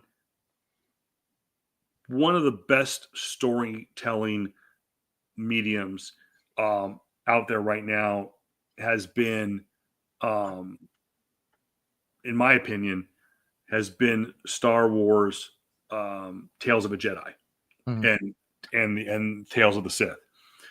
But Tales of the Jedi told the story of how a Jedi Master, Count Dooku, who was the Jedi Master to one of our favorites, Qui-Gon Jinn, how he turned from Count Dooku to Darth Tyrannus. And I loved the character. I think the actor, I think is Christopher Lee, did a phenomenal job with him because he was such a classically trained actor, and Count Dooku was kind of a character, and it was kind of cool how he fought with his saber. It was very fencing, it was very proper. So I came up with an idea. Tell the story. I came up with an idea at Comic-Con a couple of years ago to do a cosplay. And the cosplay I'm going to do is a crossover between Count Dooku and Doctor Strange. And so I needed a very specific lightsaber. Now, the only lightsaber that Disney had for the longest time was the actual Count Dooku, which was his Jedi saber, which I believe was I think it was a blue lightsaber. And so I was like, well, I don't need that one. I want the red one. So I couldn't find it. Well, I did eventually find it, and it is ever so slightly different, but in color. But this is the Darth Tyrannus lightsaber, legacy lightsaber from Disney. And this is the lightsaber that I'm going to use for my eventual cosplay of Doctor Strange and Count Dooku. And I do have the Doctor Strange robe or cloak, whatever you want to call it. And then I have the Eye of Agamotto, which actually I can take the time stone out of and put the reality stone and make it red. So that's my flex pool for the week. And obviously, JR, you had yours as well. I keep on forgetting for the longest time that that Christopher Lee played both Count Dooku and oh my god, I forgot his name, dude. He was in Lord of the Rings, Two Towers. Yeah, he was Saruman. Yeah, Saruman. So I just keep on forgetting that. Like, oh yeah. Yo, yeah, he's one of the few that did they got to do multiple genre stuff. $1 billion or $1 million franchises. Yeah, it's crazy. But yeah, man. Oh, dude. We did another marathon show. JR Comic also not JR Comics 42. His link to his eBay page is there. Dude needs the cash. I think he finally got a new chair. Yeah. I mean, it's still a decent chair. I do intend to. I'm getting to bad hobbies, guys. Not bad hobbies, just expensive hobbies again. I'm going into. Can we say this on this thing? I'm going into personal defense. I'll just say that. Personal defense hobbies, and that's a very expensive hobby. So, it is, especially in the state of California. So he is also not JR Comics 42 on Instagram. The link to his eBay page is there. I am Kevin Pillow at Voice of Reason 23 on all social media platforms. Let us know in the comments below about our questions for the day. Who you think should replace Kathleen Kennedy as the president of Lucasfilm, and also who was the best? What was the best heel turn? Was it Hogan at Bash of the Beach? Was it Austin at WrestleMania 17, or was it John Cena at Elimination Chamber last weekend? Let us know. Who was yours? Who was yours? Mine. Kevin? It's tough because I didn't see Cena's coming, but I don't think you can beat Hogan. Yeah, same. Like, I mean, Hogan's one was just, it shook the landscape. Oh, it changed. It turned red. To me, it was the Hogan turning was the Winter Soldier of the pro wrestling. It turned wrestling on its head, just like Winter Soldier did to the MCU. Yeah. So that's the best way to put it. So he is Jared Kamakungan. Yeah, I am Kevin Pillow. It is late, and the time is up. The time is now. You can't see me. I'm pretty sure you can see him now. Actually, I'm pretty sure a lot of people can see him now. But let us know if we also should do a WrestleMania show. I'm really leaning towards it. I think it would be a lot of fun. Interesting. Yep.